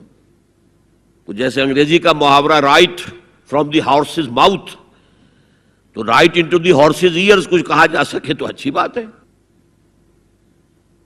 میں نے ان سے کہا آپ نے PIA کو ڈرائی کر دیا، شراب بند کر دی، اچھا کام کیا، بہت عمدہ کیا۔ دنیا تو یہی کہے گی نا کہ دقیانوسی ہیں، چلیے برداشت کریں۔ لیکن یہ ایئر ہوسٹسز جو جاتی ہیں کرو کے ساتھ اور 2 ہفتے باہر رہتی ہیں، یہ کون سے اسلام کی روح سے جائز ہے؟ عورت محرم کے بغیر حج کو نہیں جا سکتی، محرم کے بغیر عمرے کے لیے نہیں جا سکتی، اور یہ قانون تھا پاکستان میں۔ نے کہا آپ عورت کو نہیں جانے دیتے حج کے لیے، حالانکہ وہ ادھیڑ عمر کی ہوتی ہیں، عموماً بوڑھی ہوتی ہیں۔ ہمارے یہاں جوانی میں کون کرتا ہے حج؟ بہت شاذ۔ یہ تو آپ کو نظر آئے گا جاوا، سماٹرا، انڈونیشیا، ملائیشیا، وہاں سے جوان جوڑے نکاح کے بعد پہلا کام حج۔ کہ ہمارے ہاں سے تو بڈھے ٹھیرے گئے ہوئے ہوتے، اور پہلے زمانے میں تو ان کو رخصت کر دیتے تھے کہ بس رخصت ہی ہو جائیں گے، یہ اب واپس نہیں آئیں گے اب۔ تو میں نے کہا یہ کون سا اسلام ہے؟ خاموش، چپ۔ میں نے کہا یہ ناشتے کی ٹرے اور کھانے کی ٹرے مرد نہیں رکھ سکتے سامنے۔ میرے خلاف باقاعدہ خواتین نے جلوس نکالے پاکستان میں جب میں نے پردے کی بات کی۔ گورنر سندھ کی بیوی جو ہے اس نے لیڈ کیا جلوس کو، مطالبہ کیا کہ ان کی ٹیلی ویژن کے اوپر جو ہے ان کا سامنے آنا بند کیا جائے۔ میں نے کہا ٹھیک ہے۔ بدا الاسلام غریبا ویسعود کما بدا فطوبی للغرباء۔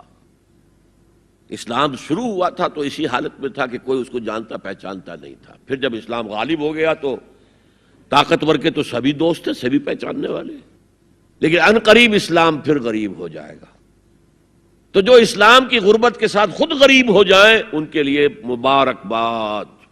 اسلام کا دامن نہ چھوڑیں، چاہے انہیں کہا جائے کہ یہ تو بڑے ہی دقیانوسی لوگ ہیں، بڑے کٹر لوگ ہیں۔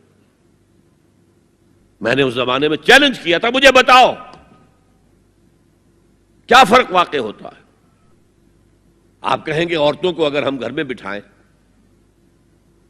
تو ہماری اکانومی سفر کرے گی، آدھی ہماری جو ہے لیبر وہ کام نہیں کرے گی۔ میں نے کہا where there is a will there is a way. Cottage industry کا انتظام کرو، نمبر 1، گھروں میں بیٹھ کر کام کریں۔ دوسری جنگ عظیم کے دوران ایک بڑا علاقہ تھا دلی میں جس کا ہر گھر کارخانہ بنا ہوا تھا، کرخندار، یہ ایک قوم کا نام پڑ گیا، کرخندار۔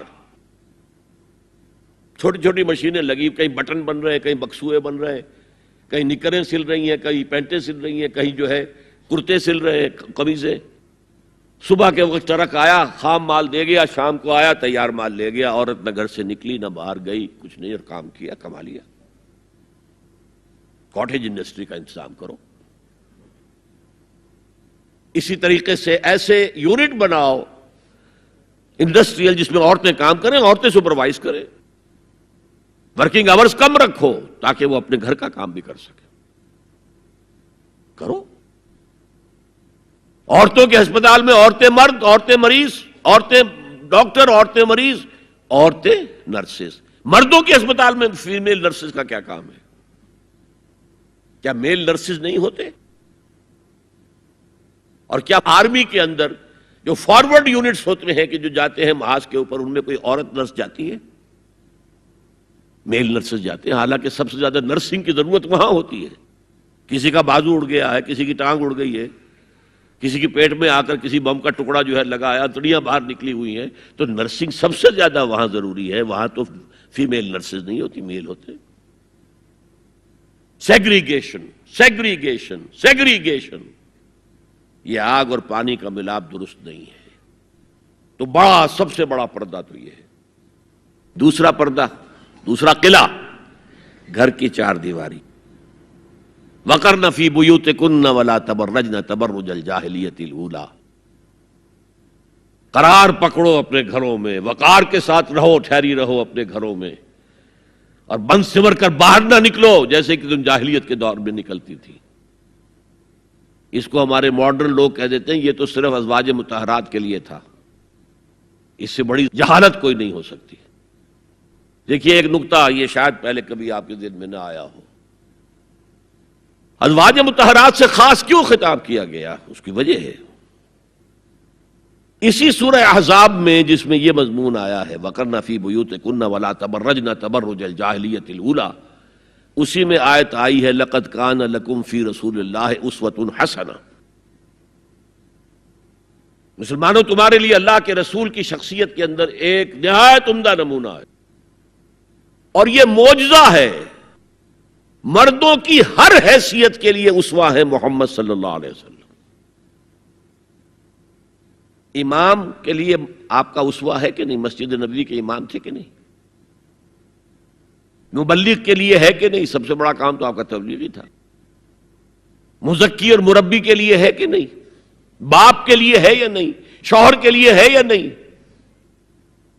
سپہ سالار کے لیے ہے یا نہیں؟ قاضی القضات کے لیے ہے یا نہیں؟ مرد کی ہر حیثیت کے لیے اسوہ ہے۔ آخر عورت کی نسوانی زندگی کے لیے تو حضور رسوا نہیں بن سکتے، یہ خلا ہے۔ مرد کے لیے کامل اسوہ، عورت کے لیے بھی اسوہ، لیکن اس کی خاص نسوانی زندگی کے لیے اسوہ نہیں۔ اس خلا کو پر کیا ازواج مطہرات سے۔ لستن کاحد من النساء، اے محمد کی بیوی تم عام عورتوں کے مانند نہیں ہو۔ پھر جو احکام دیے گئے ہیں وہ سب کے لیے ہیں، لیکن اس میں چیریٹی بگنز ایٹ ہوم، گھر سے شروع کرو۔ سب سے پہلے خواتین، حضور کی بیویاں جو ہے وہ مخاطب ہوئی۔ اور اے مسلمانوں، اگر حضور کی بیویوں سے کوئی چیز مانگنی ہو تو حجاب کے پیچھے سے مانگو، رو در رو مت ہو۔ فَاسْأَلُوهُنَّ مِنْ وَرَاءِ حجاب، یہ دوسرا قلعہ ہو گیا۔ حافظ ناموس زن، مقصد کیا ہے؟ عورت کی عزت، عورت کی عصمت، عورت کی عفت کی حفاظت۔ تیسرا جسے ہم ستر کہتے ہیں، عورت گھر میں بھی ہے، گھر میں ہے، اور وہاں صرف محرم آئیں گے، نامحرم نہیں آئیں گے۔ محرموں کی اتنی لمبی لسٹ دی گئی ہے، اللہ نے کس لیے دی ہے؟ کیا قرآن مجید میں لفاظی ہے؟ ایک ایک لفظ گنجینہ معنی کا طلسم اس کو سمجھیو جو لفظ کے غالب میرے اشعار میں آوے۔ غالب نے تو تعلیق کی ہے، اللہ کے کلام میں تو یہ بات صحیح ہے نا۔ گھر کے اندر نامحرم نہیں آئے گا۔ گھر میں اگر وہی ایک بیٹی تھی جو آپ نے اپنے داماد کو دے دی ہے اور کوئی اور بیٹی نہیں ہے تو داماد گھر میں آ سکتا ہے ورنہ نہیں آ سکتا۔ سالی سے اس کا پردہ ہے، دیور سے بھابھی کا پردہ ہے، چچا زاد بھائی بہنوں کا پردہ ہے۔ چچا سے پردہ نہیں ہے، ماموں سے پردہ نہیں ہے، چچا زاد پردہ ہے، ماموں زاد پردہ ہے، خالہ زاد پردہ ہے، پھوپھی زاد پردہ ہے۔ یہ سارے احکام کس لیے دیے گئے؟ گھر کے اندر بھی ستر اور نگاہیں نیچی۔ مولانا حمید الدین فراہی نے ایک نکتہ بیان کیا کہ سورہ احزاب میں جو پردے کا بیان ہے وہ ہے گھر سے باہر کا پردہ۔ جب اے نبی کہہ دیجئے قل لازواجک و بناتک و نساء المؤمنین یدنین علیہن من جلابیبہن۔ جلباب کہتے تھے ایک بڑی چادر، کوئی عربوں کی تہذیب میں موجود تھی دو چیزیں، گھر میں ان کے ایک دوپٹہ ہوتا تھا جسے خمار کہتے تھے، خمار، خمرہن کا لفظ آیا ہے سورہ نور کے اندر۔ گھر سے باہر نکلتی ہوئی وہ اپنا پورا وجود ایک چادر میں لپیٹ لیتی تھی لیکن چہرے کا پردہ نہیں تھا۔ اب فرمایا گیا اے نبی اپنی بیویوں سے اور اپنی بیٹیوں سے اور اہل ایمان کی بیویوں سے، اب بات آگے بڑھ رہی ہے، اہل ایمان کی بیویاں شامل ہو گئی، اس لیے کہ تو ساری بات ہی ازواج مطہرات سے جو ہو رہی ہے اس لیے ہو رہی ہے کہ وہ اسوہ بنے مسلمان خواتین کے لیے۔ ان سے کہہ دیجئے وہ اپنی چادروں کے پلو لٹکا لیا کریں۔ یہ جو گھونگھٹ کا تصور بعد میں ہوا ہے یہ ہے تیسرا پردہ، سطر کی حد تک ہے سطر آپ نے، اور اس میں بھی کیسے کیسے احکام دیے گئے۔ لباس وہ پہنو جو ڈھیلا ہو، تنگ نہ ہو، ٹائٹ نہ ہو، جو جسم کے نشیب و فراز کو واضح کر رہے ہو، اتنا باریک نہ ہو کہ جسم جھلک رہا ہو اس میں سے۔ اور اس پر اضافہ وَاضْرِبْنَ بِخُمُرِهِنَّ عَلَى جُيُوبِهِنَّ، اپنے گریبانوں کے اوپر اپنی اوڑھنیوں کے، یہ خمار آ گیا کہ اوڑھنی ہوتی ہے، اس کے بکل مار لو تاکہ نسوانی حسن کا ایک بڑا حصہ ہے یہ چھاتی جو ہے، اس کو اور ایک کور ایڈیشنل مل جائے۔ کرتا تو ہے ہی لیکن وَاضْرِبْنَ بِخُمُرِهِنَّ، خمار کی جمع خمر۔ سورہ احزاب میں آیا جلابیب، جلباب کی جمع، وہ بڑی چادر جس میں لپٹ کر گھر سے نکلتی تھی، لیکن یہ کہ یہاں پر خمرہن، خمار کہتے ہیں اوڑھنی کو جو گھر میں بھی استعمال ہوتی ہے، تو وہ سر پر بھی ہو اور اس کا ایک بکل جو ہے تمہاری سینے پر بھی آ جائے، ایڈیشنل کورنگ۔ اس کے باوجود بھی نگاہیں نیچی رکھو، باپ کی نگاہ بھی نہ پڑے تمہارے نسوانی حسن پر، وہ بھی مرد ہے، بھائی کی نگاہ نہ پڑے۔ اہل ایمان تم بھی اپنی نگاہیں نیچی رکھو اور اہل ایمان عورتوں تم بھی اپنی نگاہیں نیچی رکھو۔ اور آج انسسٹ جو ہے، باپ کا بیٹی سے ملوث ہو جانا اور بیٹے سے ماں کا ملوث ہو جانا اور بہنوں اور بھائیوں کے درمیان، یہ اس قدر پھیل چکا ہے۔ امریکہ کے اندر وہاں سب سے مہنگے ڈاکٹر جو ہے وہ سائیکیٹرسٹ ہیں، سب سے مہنگی دوائیاں جو ہیں وہ دماغ امراضی کی ہیں، اور وہ سائیکیٹرسٹ کہتے ہیں کہ انسسٹ جو ہے، حرام رشتوں کے اندر جو ہے اگر زنا کا معاملہ ہو رہا ہو تو یہ سب سے بڑا سبب ہے دماغی امراض کا اس معاشرے کے اندر۔ فطرت کے خلاف جو کام ہوتا ہے، طبیعت یہ بات تو کرتی ہے نا، شوق تو ہوتا ہے، پھر دماغی توازن کھو بیٹھتے ہیں۔ یہ ہے 3 پردے ہیں مسلمان عورت کے، جس کو آج بالکل ختم کرنے پر مغرب تلا ہوا ہے، اس لیے کہ کسی بلی کی دم کٹ جائے تو وہ چاہے گی کہ سب کی کٹ جائے۔ ان کا بیڑا غرق ہو چکا ہے، ان کی تہذیب ختم ہو چکی ہے، تہذیب نہیں ہے آج ان کے پاس، خاندانی نظام ختم ہو چکا ہے۔ بوڑھے والدین کو لے جا کے اولڈ ہاؤسز کے اندر پھینک دیا اور وہ سال سال بھر ترستے رہتے ہیں، کوئی نہ بیٹا آتا ہے نہ بیٹی آتی ملنے کی۔ بس ٹھیک ہے نا، ہم نے فریج دے رکھا ہے، سب کچھ سامان وہاں پہ ہوتا ہے، ٹیلی ویژن دے رکھا ہے، اپنا وقت گزاریں، اپنے بیٹوں بیٹیوں کو دیکھنا نصیب نہیں ہے۔ اب تو یہاں تک نوبت آئی ہے کہ پہلے کم سے کم یہ ہوتا تھا کہ کرسمس پر یقینی ہو جاتا تھا کہ بیٹا بیٹی ملنے آئیں گے، اب وہ بھی نہیں ہے۔ خاندانی نظام کیسے قوی ہوگا؟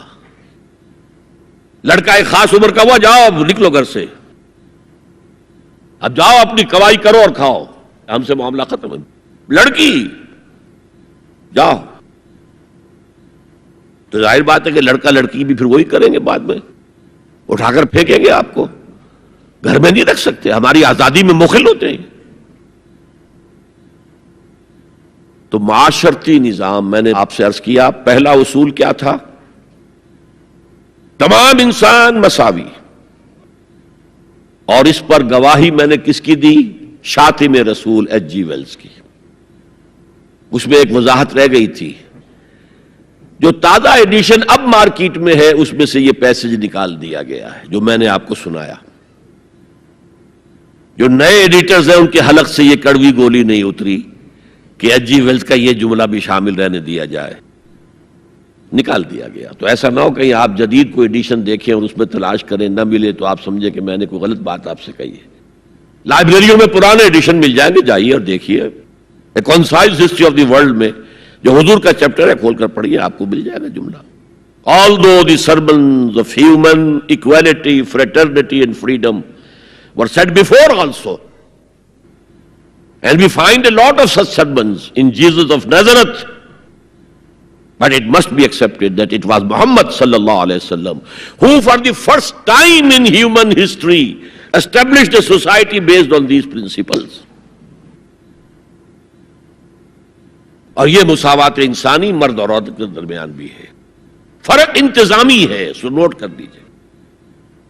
ایک دفتر میں ایک افسر ہے، ایک کلرک ہے، ایک چپراسی ہے، بحیثیت انسان برابر ہے۔ اس انتظامی سٹرکچر میں تو برابر نہیں ہے۔ آفیسرز کے اختیارات کیا ہیں، چپراسی کے کیا ہیں، کلرک کے کیا ہیں، حالانکہ ایز سٹیزنز آف اسٹیٹ برابر ہے، ایک ووٹ اس کا، ایک ووٹ اس کا ہے۔ کیا آفیسر کے 4 ووٹ ہیں؟ چپراسی کا 1 ہے؟ نہیں، 1 ووٹ برابر ہے۔ As citizens of the state they are equal, لیکن جہاں کام کر رہے ہیں وہاں تو ایکول نہیں ہے۔ یہ فرق ہے کہ جس کو دنیا ایکسپلائٹ کر رہی ہے، حالانکہ اس سے زیادہ لاجیکل بات اور کوئی نہیں ہو سکتی۔ ایک خاندان کا ایک سربراہ، کسی انسٹیٹیوشن کا ایک ہی سربراہ ہوگا، وزیر 10 رکھ لے، پرائم منسٹر تو 2 نہیں ہو سکتے، پرائم منسٹر 1 ہوگا، نائب صدر 10 رکھ لے، صدر تو 1 ہی ہوگا۔ انتظامی ہے، یہ نہیں ہے کہ عورت گھٹیا ہے، نہیں، مرد اور عورت مساوی ہے۔ آج میں آپ کو بتاتا ہوں کہ کتنی بڑی سازش اس وقت اس نظام کے خلاف ہو رہی ہے۔ دجالی فتنہ جو ہے، دجال اکبر جب آئے گا، ابھی میں اس کی بات نہیں کر رہا ہوں، ایک علیحدہ ایشو ہو جائے گا۔ دجالی فتنہ آ چکا ہے۔ جیسے حضور نے ایک مرتبہ رمضان مبارک کی آمد سے قبل شعبان کے آخری دن خطبہ دیا۔ خطبہ کیا تھا؟ یا ایھا الناس قد اظلکم شہر عظیم شہر مبارک، اے لوگو تم پر ایک عظمتوں والا اور برکتوں والا مہینہ سایہ فگن ہو گیا ہے۔ آیا تو نہیں ابھی، شعبان کا دن ہے، سایہ آ گیا ہے۔ یہ انگریزی کے محاورے سے بات سمجھ میں آئے گی، coming events cast their shadows before. اسی طرح وہ شخص دجال تو ابھی نہیں آیا، دجالیت پوری آ چکی ہے۔ اور میں اس کا ذکر کر چکا ہوں لاہور میں ایک تقریر میں، 3 لحاف. جیسے ملیریا کا جب حملہ ہوتا تھا، اب تو بہت کم ہو گیا ہے ملیریا، تو جو سردی چڑھتی تھی، کپ کپی ہوتی تھی، ایک رضائی ڈال دیجئے، دوسری ڈال دیجئے، تیسری ڈال دیجئے، تو 3 رضائیاں یا 3 لحاف گلوب کے گرد لپٹ گئے. دجالیت کے 3 شیڈز. سب سے اوپر سیکولرزم، سیاست سے، ریاست سے، سیاسی نظام سے، معاشرتی نظام سے، عدالتی نظام سے، قانون سازی سے کسی مذہب کا کوئی تعلق نہیں. آج پوری دنیا میں سیکولرزم ہے، تمام مسلمان ممالک میں سیکولرزم ہے. یہ دجالیت کا عظیم ترین کارنامہ ہے. اور بات لمبی نہ ہو تو میں صرف عرض کر دوں، یہ یہودیوں کی ایجاد ہے. یہودیوں نے امریکہ کا $1 بل، $1 کا نوٹ جو ہے ڈیزائن کیا ہے. بینکرز تو وہی تھے نا، اور آج بھی اصل طاقت بینکرز کے پاس ہے. امریکی حکومت $1 کی جو ہے، ٹریلینز آف ڈالرز کی مقروض ہے بینکوں کی، اور بینک یہودیوں کے. اس آپ نے کبھی دیکھا ہو $1 بل، احرام مصر کی تصویر بنی ہوئی؟ کیا تعلق ہے امریکہ کا احرام مصر سے؟ اوپر ایک آنکھ بنی ہوئی ہے، دجال کی وہ ایک آنکھ کانی. نیچے کیا لکھا ہے؟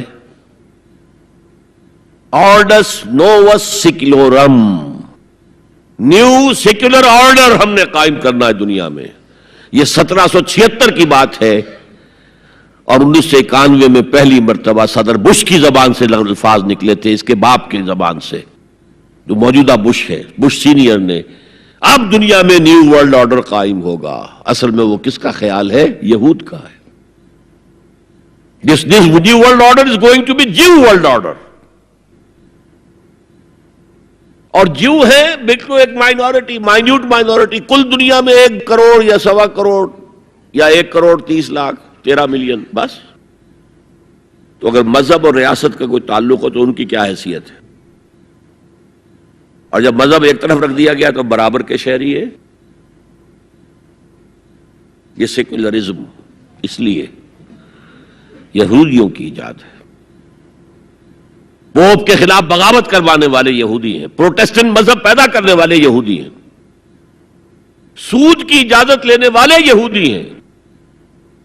ورنہ جب تک پوپ کا اقتدار تھا یورپ میں، ہر طرح کا سود حرام تھا، یوزری بھی اور کمرشل انٹرسٹ بھی، دونوں حرام تھے. یہ لیا گیا ہے اجازت کیلوین کے ذریعے سے کتاب لکھوا کر.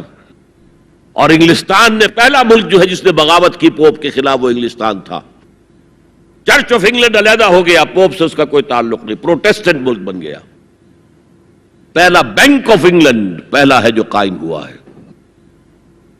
اور شاید میں نے آپ کو بتایا تھا کہ علامہ اقبال 1905 سے 1908 3 برس صرف رہے ہیں انگلستان میں اور جرمنی میں، اور اپنی ڈاکٹریٹ بھی کر رہے تھے اور بیرسٹریٹ اطلاع بھی ہو رہا تھا. لیکن ساتھ ہی ان کا مشاہدہ اتنا گہرا تھا کہ انہوں نے دیکھ لیا تھا کہ فرنگ کی رگے جاں پنجے یہود میں ہے. اور اس وقت فرنگ کا امام کون تھا؟ برطانیہ. اب فرنگ کا امام کون ہے؟ امریکہ. اور اس کی رگے جاں پنجے یہود میں ہے. امریکہ کا کوئی صدر ہل نہیں سکتا.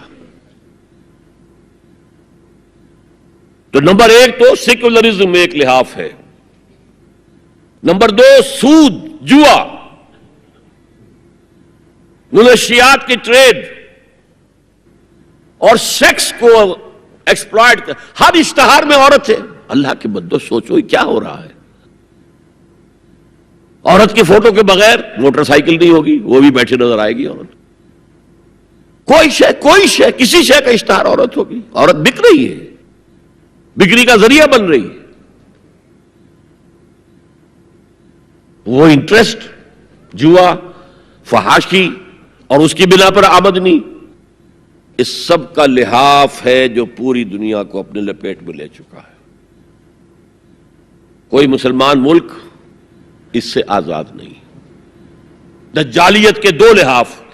ہاں ابھی تیسرے نظام پر جو میں نے کہا تھا سب سے نیچے خاندانی نظام ہے، آئلی قوانین ہے، معاشرتی نظام ہے، سیگریگیشن آف سیکسز ہے، سطر کے احکام ہیں، حجاب کے احکام، یہ سب سے نیچے.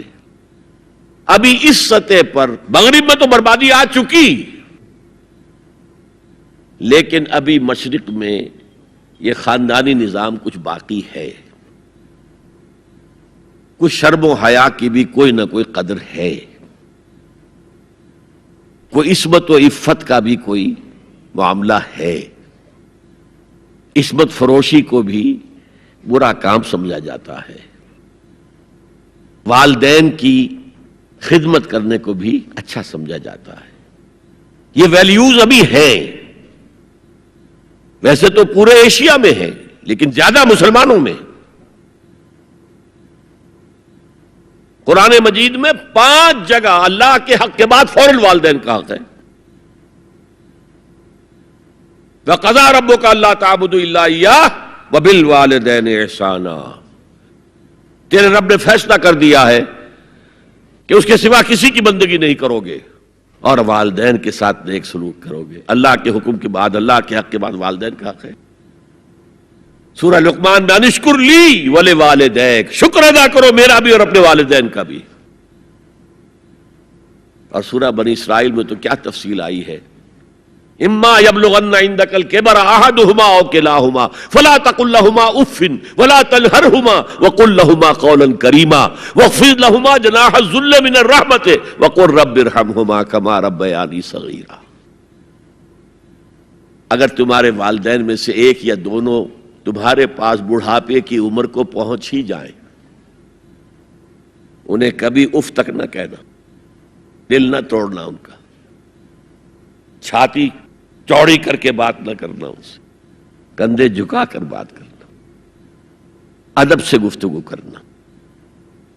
قل لہما قولا کریما واخفض لہما جناح الذل من الرحمہ، اپنے کندھوں کو جھکا کر رکھنا. اور پھر کہنا، اللہ سے دعا کرنا، رب ارحمہما کما ربیانی صغیرا، پروردگار میرے ان والدین پر رحم فرمائیو جیسے کہ انہوں نے مجھے پالا تھا جبکہ میں چھوٹا سا تھا. تو خاندان کے نظام کو مستحکم کرنے کے لیے 3 ڈائمنشنز ہیں. جیسے ایک کمرہ ہے، چوڑائی ہے، لمبائی ہے، اونچائی ہے. پہلے تو شوہر اور بیوی کے درمیان بانڈ آف لو. اب یہ شوہر اور بیوی پیرنٹس بن گئے ہیں، والدین بن گئے، اولاد آ گئی. سیکنڈ ڈائمنشن ایڈ ہو گئی، ادب، عزت. اور بہن بھائی ہیں، اخوت، جس کو کہ وہ کہہ رہا ہے جی ویلز بھی، فریٹرنٹی. خاندان کا ادارہ مستحکم. یہاں ایک نقطہ اور بیان کر دوں. لیگل لیول پر بیوی کے حقوق کم ہیں، شوہر کے زیادہ. الرجال قوامون علی النساء، سیدھی سیدھی بات ہے اور ہمیں ڈٹ کر کہنا چاہیے. یہ اس سے زیادہ معقول بات کوئی نہیں. کسی ادارے کے 2 سربراہ برابر کے اختیارات والے نہیں ہو سکتے. لیکن اخلاقی طور پر جو ماں کا حصہ ہے، باپ کا حصہ اس سے 1/3 ہے. قرآن مجید میں آیا ہے نا، حملتہ امہ وہنا علی وہن وفصالہ فی عامین ان اشکر لی ولوالدیک. اسے اٹھائے رکھا اس کی ماں نے اپنے پیٹ میں، کمزوری پر کمزوری جھیل. کمزوری تو ہو رہی ہے، اس کا خون چوس رہا ہے اندر، جھونک جو ہے وہ چوس رہی ہے خون اس کا. اور سب ماؤں کو تو اتنی نرشمنٹ موجود نہیں ہوتی کہ آپ پریگننسی میں اس کے لیے ضروری نرشمنٹ فراہم کر دیں. وہنن علی وہن، کمزوری پر کمزوری جھیل کر بھی اپنے پیٹ میں اٹھائے رکھا. وفصالہ فی عامین، اور پھر دودھ چھڑانا ہوا 2 سالوں میں. وہ جھونک جو ہے وہ پھر اس کی چھاتیوں سے چمٹ گئی. لہذا اس کا حق 3 گنا زیادہ ہے باپ سے. ایک صحابی حضور سے پوچھتے ہیں، حضور میرے حسن سلوک کا اولین مستحق کون ہے؟ فرمایا تمہاری والدہ. پھر پوچھا ان کے بعد کون؟ پھر کہا تمہاری والدہ. پھر پوچھا ان کے بعد کون؟ پھر کہا تمہاری والدہ. پھر پوچھا ان کے بعد کون؟ تو کہا تمہارے والد. 3 درجے. اور یہ جو فرمایا الجنت تحت اقدام الامہات، جنت تو ماؤں کے قدموں تلے ہے، یہ باپ کے بارے میں تو نہیں فرمایا. یہ ہے ایکویشن، بیلنس. اسلام قسط کی بات کرتا ہے، انصاف کی بات نہیں کرتا. انصاف تو یہ کہ آدھی روٹی ادھر دے دو آدھی ادھر دے دو، انصاف ہے، یہ اچھی چیز ہے. یہ قسط یہ ہے کہ بوجھ اٹھانا ہے تو جو زیادہ قوی ہے اس کو زیادہ بوجھ دو اٹھائے، اور جو کمزور ہے اسے کم بوجھ دو. یہ قسط ہے. تو اسلام نے عورتوں پر ذمہ داریاں کم رکھی، ان کے اختیارات کم رکھے، لیکن اولاد پر حق ماں کا 3 درجے فائق رکھا. اور اس سے وہ خاندان کا ادارہ جو ہے مستحکم ہوتا ہے. تو آج کیا سازش چل رہی ہے؟ ویسٹ تلا ہوا ہے ایسٹ کے اندر بھی خاندانی نظام کو ختم کرنے پر. پہلے کانفرنس ہوئی تھی، عالمی کانفرنس، ویمن فریڈم کی کانفرنس قاہرہ میں، پھر ہوئی بیجنگ کائرو، اور پھر بیجنگ +5 کانفرنس. بیجنگ کانفرنس کے 5 سال بعد یونائٹڈ نیشنز جنرل اسمبلی کے تحت ہوئی. اور ان سب کا مقصد کیا ہے؟ پروسٹیٹیوشن کو ایک باعزت پیشہ سمجھا جائے. یہ بھی محنت ہے نا. ایک مزدور اپنی جسمانی مسکولر طاقت استعمال کر رہا ہے، ویج لے رہا ہے. ایک عورت اپنے جنس سے اس کو استعمال کر رہی ہے، لے رہی ہے. اب اس کا نام پتہ کیا رکھا گیا؟ Sex worker. سیکس ورکرز بالکل برابر ہوں گے، باعزت ہوں گے، ان کے کوئی آپ یہ نہیں کہہ سکتے کہ غلط کام کر رہے. ہومو سیکسولیٹی کو بھی ایک نارمل ایٹیٹیوڈ قرار دیا جائے، یہ اب نارمل نہیں ہے. آپ کو معلوم ہے امریکہ میں، سویڈن میں تو بہت پہلے سے تھا، برطانیہ میں تھا، ہومو سیکسول میرجز. 2 مردوں کی شادیاں ہو رہی ہیں، ان میں سے ایک شوہر ہے اور ایک بیوی ہے، اور رجسٹر ہو رہی ہے شادی، رجسٹر. اب امریکہ میں بھی شروع ہو چکی ہے، کئی سٹیٹس میں. کیلیفورنیا سے شروع ہوئی ہے، جو ہالی ووڈ اس کا گھر ہے. نمبر 3، طلاق اور وراثت میں مرد اور عورت برابر ہونے چاہیے. جب عورت چاہے طلاق دے دے. یہ نقشہ ہے جس کا نام پتہ کیا رکھا ہے؟ Social engineering programme of the United Nations Organization. یہ نیو انجینئرنگ ہے معاشرے کو. جیسے کہ کہا رومی نے، گفت رومی ہر بنائے کوہنا کا باداں کنند، تو نہ دانی اولا تعمیر را ویراں کنند. رومی نے کہا کہ جب بھی کبھی کوئی نئی تعمیر کرنی ہو تو پچھلی تعمیر کو گرانا پڑتا ہے. یہ نئی سوسائٹی کی انجینئرنگ کیسے ہوگی جب تک کہ پرانی سوسائٹی ختم نہ ہو؟ عظیم فتنہ ہے یہ social engineering programme of the United Nations Organizations General Assembly. یہ دجالی فتنے کی وہ سب سے نچلی سطح ہے جو ابھی عالم اسلام کے اوپر پوری طرح نہیں آئی. اگرچہ عالم اسلام کی ایلیٹ اکثر و بیشتر اس رنگ پہ جا چکی ہے، مغربی ویلیوز اور مغربی تہذیب کے اثرات آ چکے ہیں، لیکن ابھی نچلی سطحوں پر درمیانی طبقوں میں کچھ نہ کچھ مشرقی اقدار ہیں، کچھ شرم و حیا کی قدر و قیمت ہے، عصمت و عفت کی کوئی قدر و قیمت ہے. اور اصل میں یہ یہودی پروگرام ہے، تمام انسانوں کو حیوان بنا دو، اور حیوانوں کو ایکسپلائٹ کرنا ہمارا حق ہے. انہوں نے جو نام دے رکھا ہے پوری دنیا کو، گوئمز اینڈ جینٹائلز. یہ جو ان کی کتاب تالمود ہے، یہ تورات کی باتیں نہیں جو میں بتا رہا ہوں، ان کی تالمود جو کہ فقہ کی کتاب سمجھ لیجئے، اس میں لکھا ہے کہ جب سوائے ہمارے فل ہیومن بینگ صرف ہم ہیں، باقی سب یہ حیوان ہیں انسانی شکل میں. اور حیوان کو استعمال کرنا انسان کا حق ہے. گھوڑے کو ٹانگے میں جوتیں گے بگی میں، ہمارا حق ہے. بیل کو آپ جوت دیں گے ہل میں، حق ہے. اسی طرح انسانوں کو ایکسپلائٹ کرنا ہمارا حق ہے. البتہ جیسے گھوڑے کو بھی کچھ دانہ ڈالیں گے شام کو تو اگلے روز استعمال کریں گے نا اسے، تو کچھ نہ کچھ انہیں بھی دینا چاہیے. تمام دنیا مزدور بن جائے، انسانی اخلاقیات ختم ہو جائیں اور یہ حیوانوں کی طرح کام کریں. البتہ اس میں سے ہم کچھ ان کو بھی دیں گے، باقی ملائی ہم کھسیٹ لیں گے اپنے بینکنگ کے نظام کے تحت. وہ حکومت اپنی پوری دنیا پر نہیں چاہتے.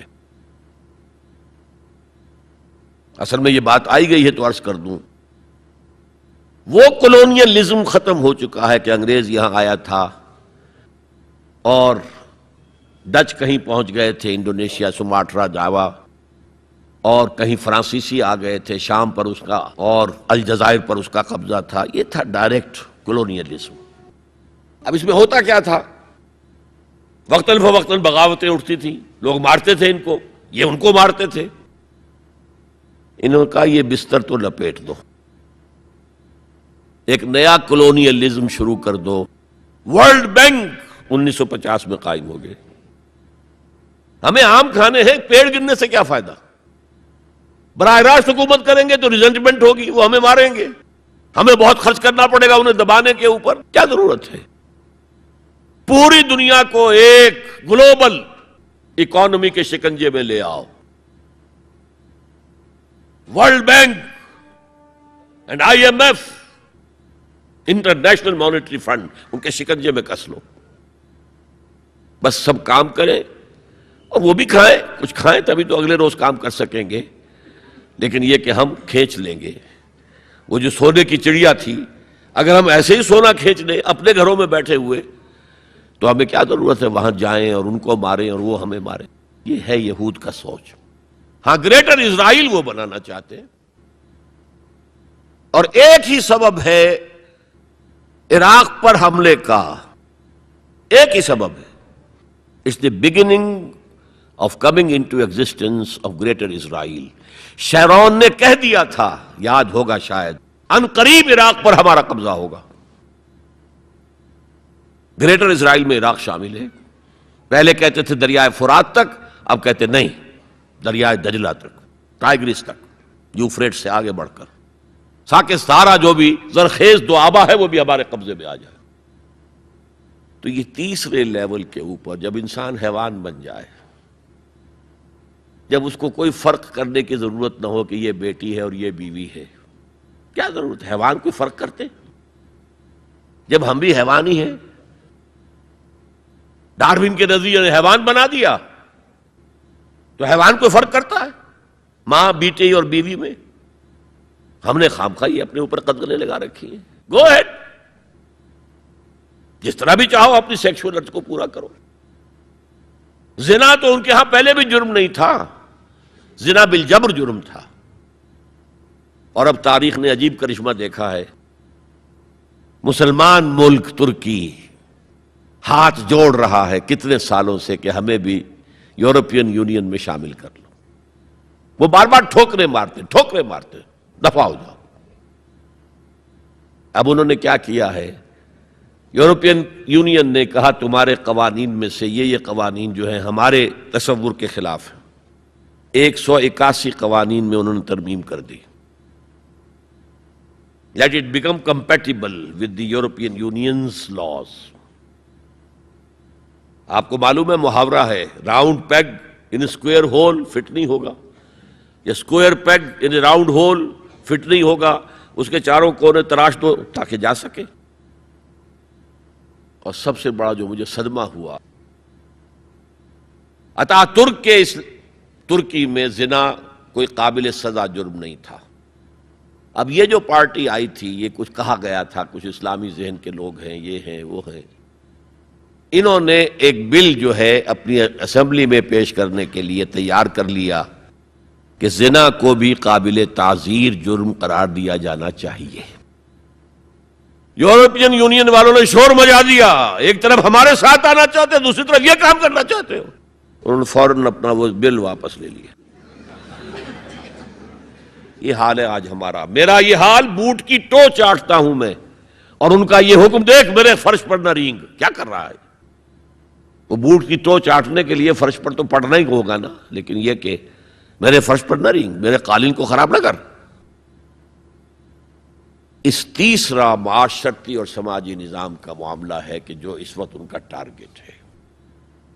اسی لیے میں نے اسے اپنی آج کی پوری گفتگو کا عنوان بنایا، سمجھیں کیا خطرات آ رہے ہیں، اپنی قدروں کی طرف پلٹے۔